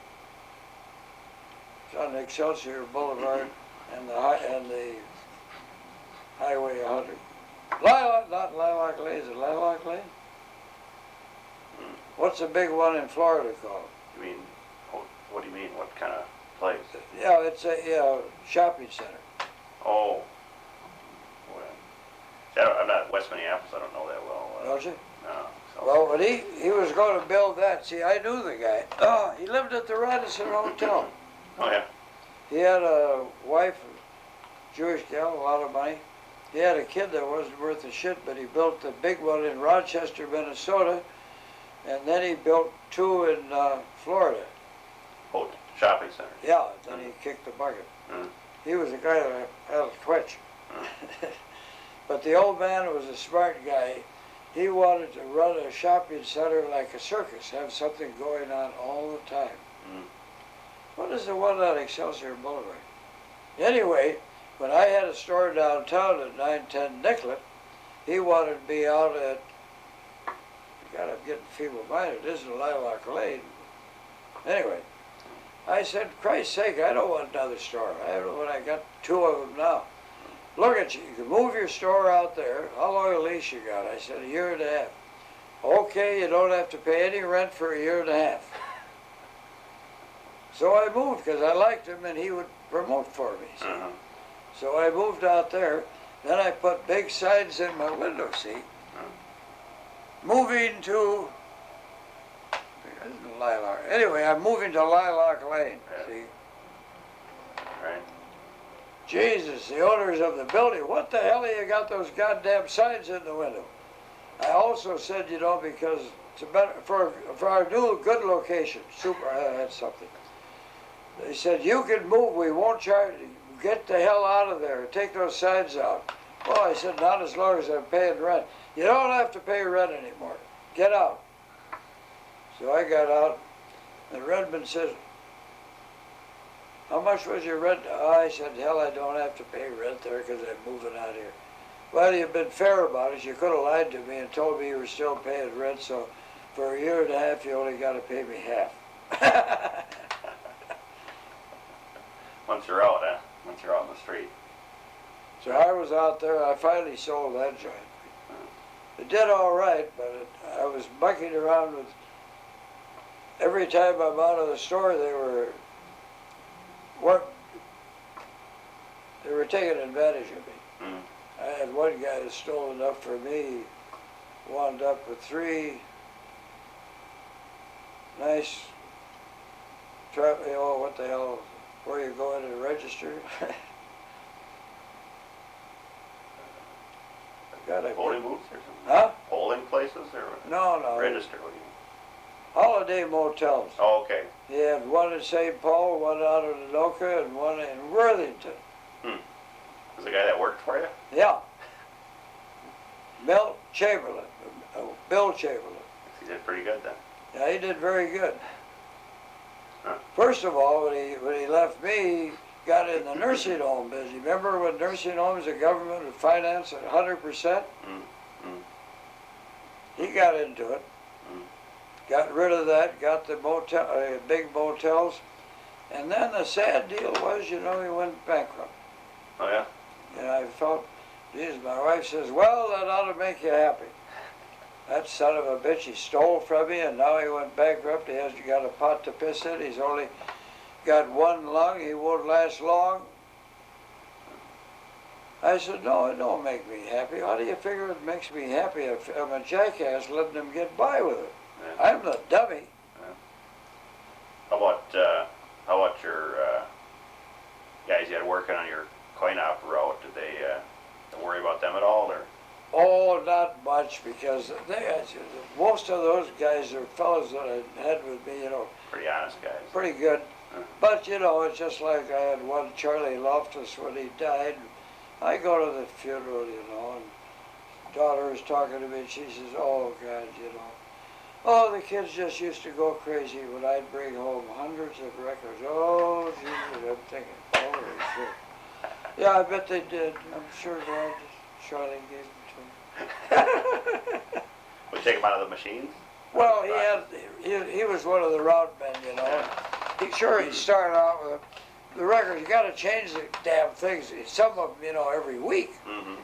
So you had meters on. It's the ones that didn't get any play. You take them off and put some new ones on to pep the play up. Right. Shit. So he's got kids. Hey, Dad, you got any records? Bring home some new ones. Did you get this poopy doop today? Oh yeah, I got that today. We're a little short of that. Oh, let me have. Oh yeah, sure, why not? Yeah. Is that why you got into records, because of the jukebox records? That, you know, the excess ones you had, was that? Well, I got into the record business because I had to be in it to get records for the damn jukeboxes during the war. Okay. Then you see they had a goofy union deal. You weren't probably old enough then, but all of a sudden, no music, they couldn't make any music or records, no bands, nothing. They're all on strike. Mm-hmm. So every record had singing, you know, and boop, boop, boop, boop, boop. That was it. Mm. That only went on for about a year. But the records, you couldn't get them because they were made out of shellac. Mm-hmm. And shellac came from India. Okay. Now you can make them out of mud, you can make, see, plastics weren't up during the war like they are now, you know. Right. Actually, one outfit made records that were made out of glass, and they had a picture on both sides. Yeah. Beautiful record. The Vogue records. Yeah, you got, how the hell did you know that? Must have seen it somewhere, because I don't think you could even buy them. Who the hell wants to make them now? Yeah. And you see what's going to break all these assholes that are in the record business now is they're going to have a whole album on a nice little deal like that, you know, that you, like your computers, Right. put it on. Yeah, the stores are going to be hurting. Well, sure. Yeah. So, you know, but that's in the change of the deals. See, I got out of the record business when they start having tapes. Oh, okay. See, Mm-hmm. I had enough trouble with those damn 45s. Jesus Christ, they could come on in with a raincoat and take out half the store. Yeah. I had a guy in one time. See, I had mirrors in the stores so that I could see the customers, but, you know, they couldn't see me. Mm-hmm. Well, just to give you an example, a guy came into the store. He's carrying a sack that you put records in. Mm-hmm. Got it folded under his arm, you know. Oh, look at that. Must be coming in to replenish his supply. Good.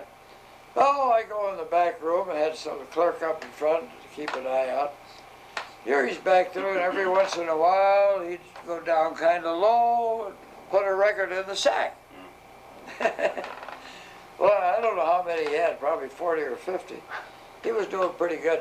So anyway, I go on up. See, I had my doors, I had them so I could lock them with a lock, so you can't go out, but you could still come in. Okay. See? That was another lock I had them on the store. So I go on up and turn the lock, see. So then I told one of the kids that was working there, I said, stand back over on the other side. Pretty soon I said, oh, say, did you find anything you want? No, I'll be back later. Oh, I said, that's good. The door's locked. Huh? Yeah. Now, do you want me to call the police? I don't want to cause you any trouble, which I didn't. Or do you want to bring the records over here? Give them to me. I won't even ask you to put them back in stock. I know you're nervous. But I got the number off of your car and I checked that. You are out at that guy that owned 2 schools. He had his wife ran the one, Northrop, and he ran the other one. Oh, I think it was up in the Art Institute.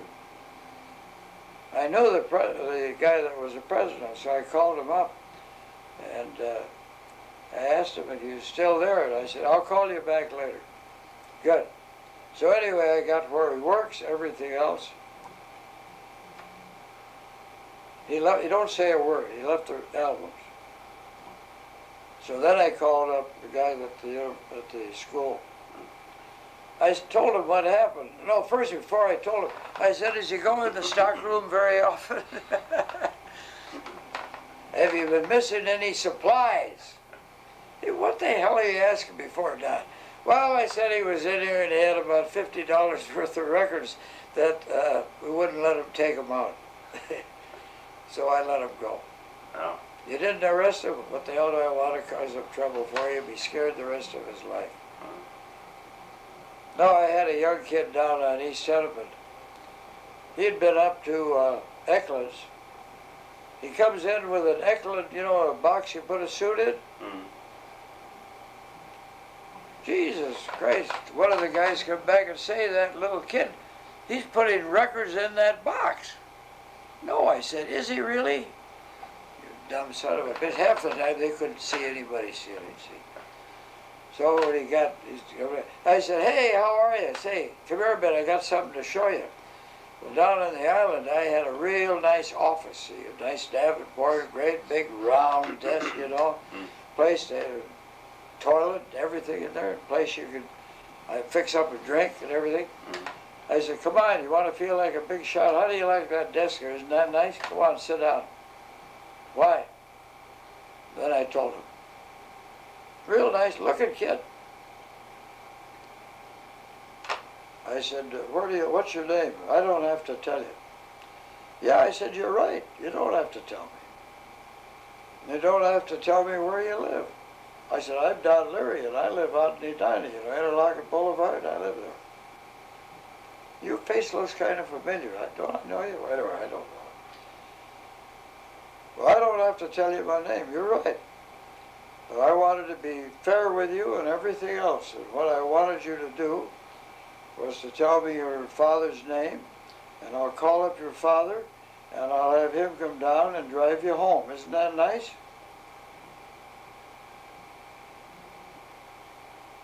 No, I didn't want to arrest you. But if you don't tell me your name and tell me your father's name and your telephone number, I'm going to have you picked up. Now, I tell you what. You see, the police will do what I tell them to do. They'll take you down and they'll take your fingerprints and they'll book you, see. But, you know how, when you get out of there? 3 o'clock in the morning. You know why? Unless I prefer charges against you.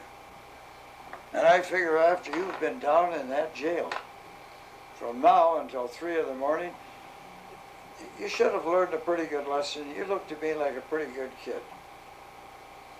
My father's name is, shit, he lived and he died. Oh, shit. So I call up and I get a hold of his wife. I forget the name. I said, you know, I've got your boy, whatever his name was, is down here, and he was stealing some records. Well, listen, we're going out to dinner. Oh, well, then I'll tell him that you're going out to dinner. Okay. Wait a minute, let you talk to his father. I can't be bothered. So I put his father on. He puts his father on, or his father gets on. I explained it to him. Oh, shit. Christ's sake, we're going out to dinner. I said, I'm awfully sorry. I said, you know where I live. I'm down Leary, you know me and everything. But I said, I want you to pick him up. If you don't pick him up, I'm going to have the police pick him up.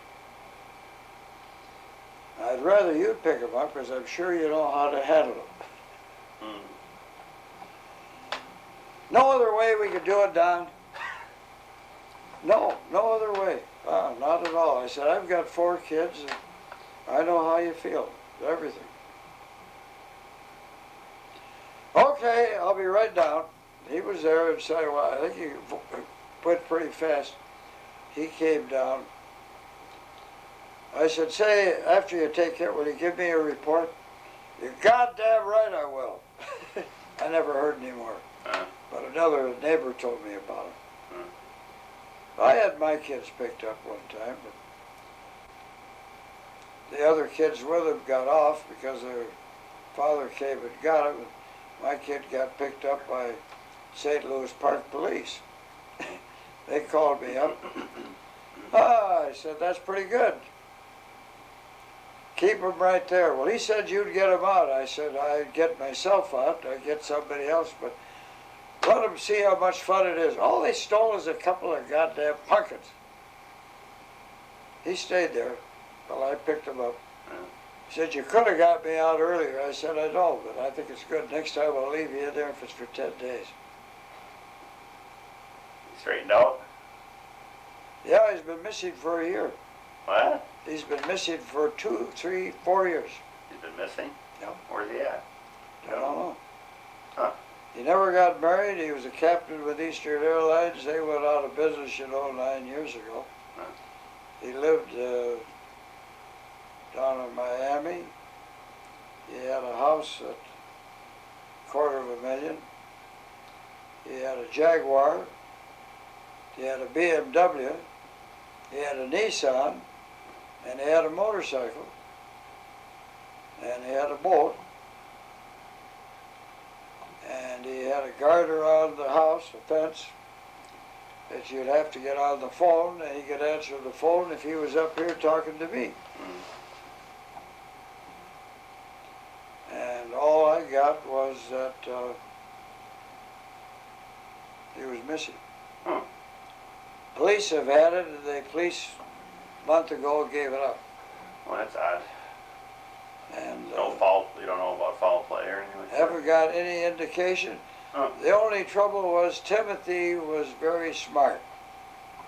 Now, when you're very smart, sometimes you outsmart yourself.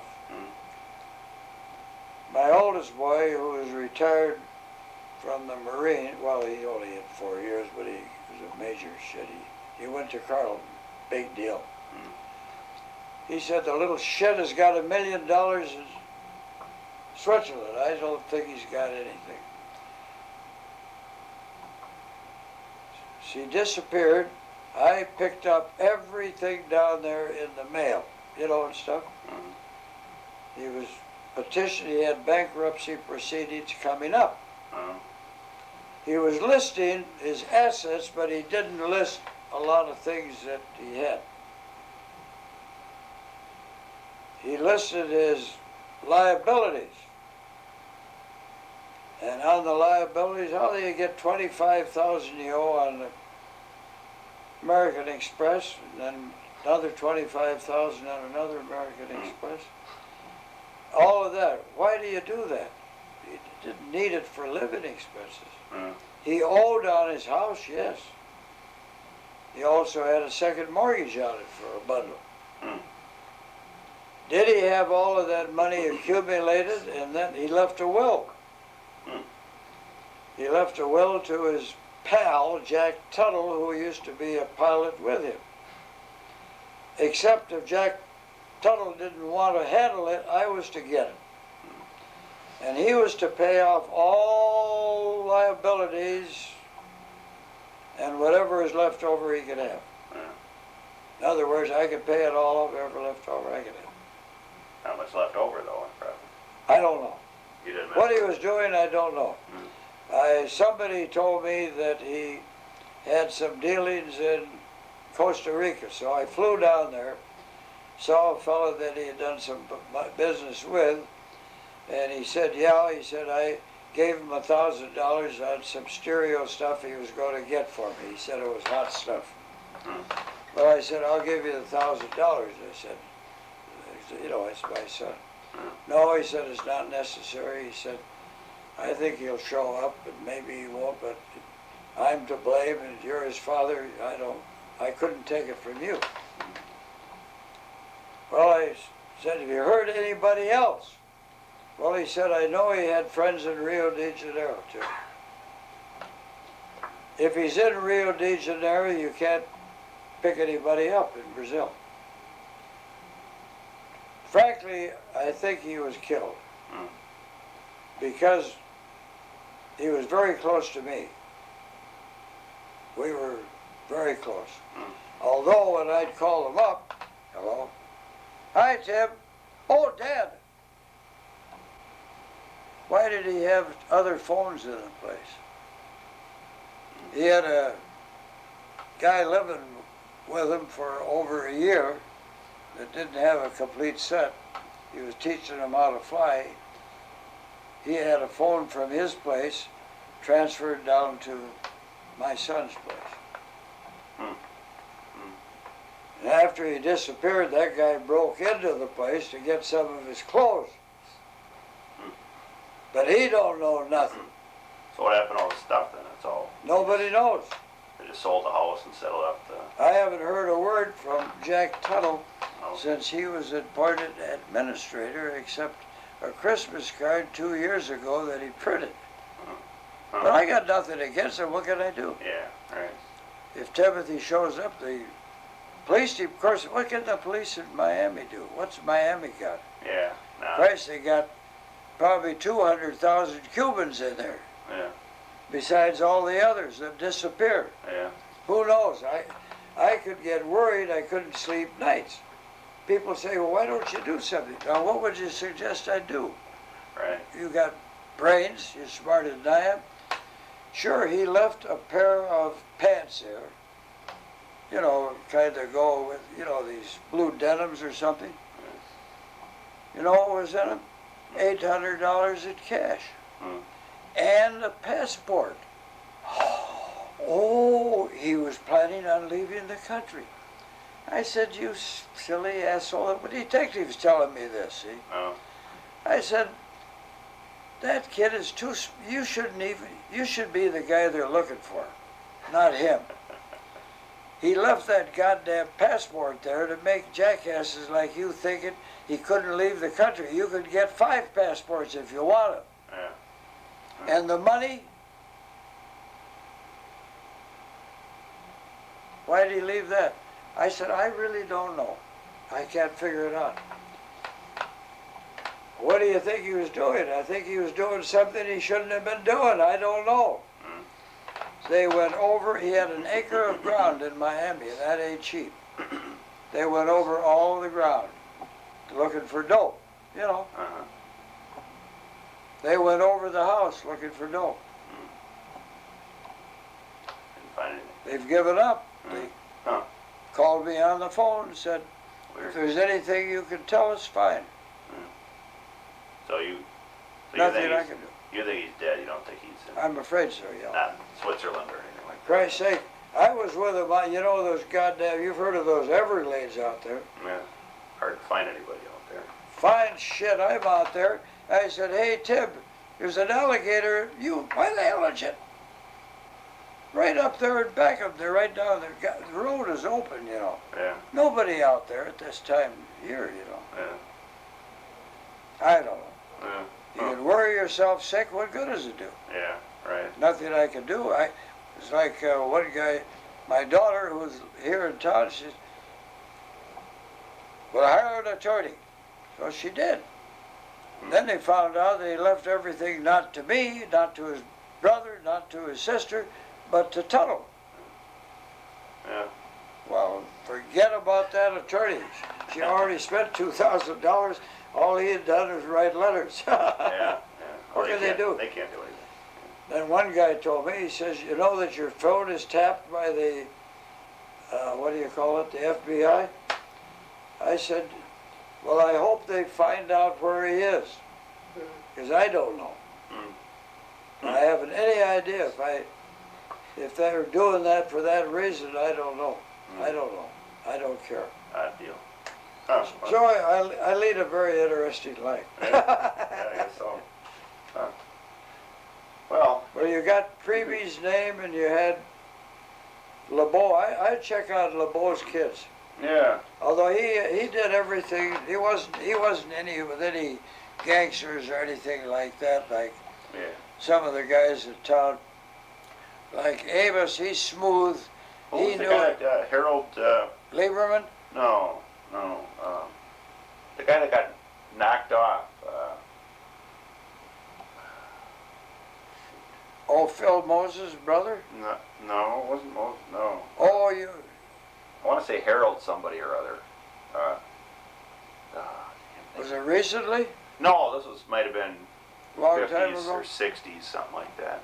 What do you mean, a kid can? Mm-mm. No, No. he died. Yeah, no. And you know what the hell he died from? Syphilis. Oh, yeah? Imagine that. Huh. A guy with that money Uh, gets arrested with a whore deal when he's retired. mm-hmm. And died of syphilis. Well, so did Cohen. The guy in Chicago. Who the heck is that? Harold. And what?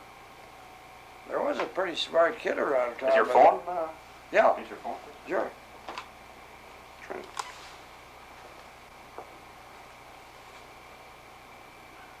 There was a pretty smart kid in town. I can't think of his last name though. Yeah. This guy. He was tied into. He was in jukeboxes and stuff, I think. Huh. Darn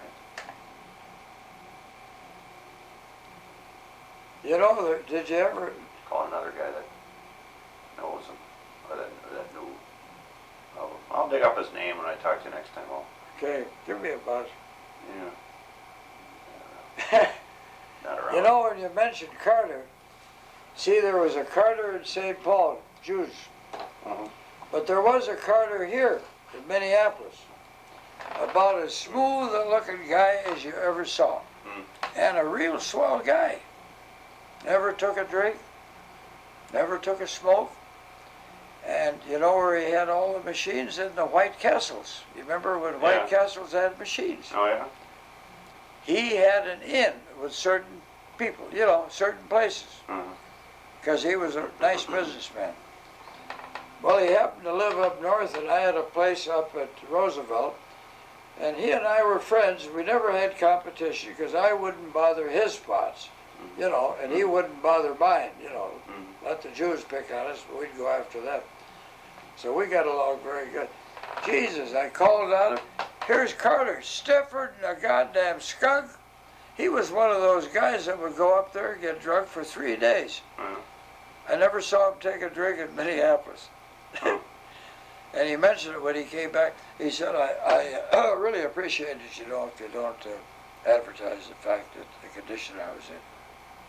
Imagine that. That's interesting. Yeah, there are people like that. Keep up appearances. Huh. Fun. Yeah, I think maybe I've covered most of that. There were some other younger guys, but most of them are dead. But Avis is still alive, although he had an operation or something. What the hell? But Jesus, it's a long time ago. And I know he's still around. Amos Heilicher. Yeah. Heilicher, probably. Well, better look it up in the phone. It's either H-E-I or H-I-E. Okay. It's one or the other. And whereabouts is he at, you think? Oh, he's got a business under his name too, a big business in town. I don't know the name. But it's not a game. Oh no, it's where he has all. Yeah, it's probably where they repair machines and repair them and everything. It's not like AAA. Yeah, no, he's big. He's got that great big deal up there in one of the Northtown deals. It's $1 million gaming deal in the shopping center. Oh, I think and then one over in West. And then that's AAA, I think. Isn't it? It could be, I don't know. Then after he showed me the one, oh, this is years ago, it's White Bear. About a year later, he bought up some guy that went bankrupt that had about 8 of them. Huh. But they were from down in Iowa and all that sort of thing. But he evidently knew how to operate them. You know, to put in the... Yeah. You see, some of these guys that open them up, these companies come along, supply them with the machines, you're going to make all this money, you know. They do that every day. Right. A lot of these new machines you see with big balls in them around, they're put out by the factories, you know, salesmen. Yeah. All you'll need is 10 of these to start. Each one will bring you in $20 a week, $200 a week, good enough for you. Now you can buy this whole deal. Oh, geez. Yeah, they It's scam. a shame they do it. They take money from suckers every day. Yeah. There's a guy by the name of Barrett on Lake Street. He never sold a gambling machine, but the right machine to be in is a gumball machine, a peanut machine, you know? Or we got the triple machines. You see those. God almighty. They put them in the lobby or someplace, and they sell people on them. Yeah. But, I think of that, the guy that used to own that Playland over on Hennepin Avenue. oh, God. God, that was Jesus Christ. I just bought some stuff from the guy. The guy's still around. He had a couple games in his basement still. Yeah. He was Stan was he? Hannes. No, I don't remember. I don't. That's the guy. There was Rifle Sport, and then there was that Playland. Hannes. Yeah, I remember that's joint. Yeah. All Stan those Hannes guys. was good. There was one guy downtown he got in the record business too. Jesus Christ, he didn't last long, and he got into some goddamn game deal. Let's get that damn phone book out of that. That'll deal stop there. this thing, I think. Then you can look up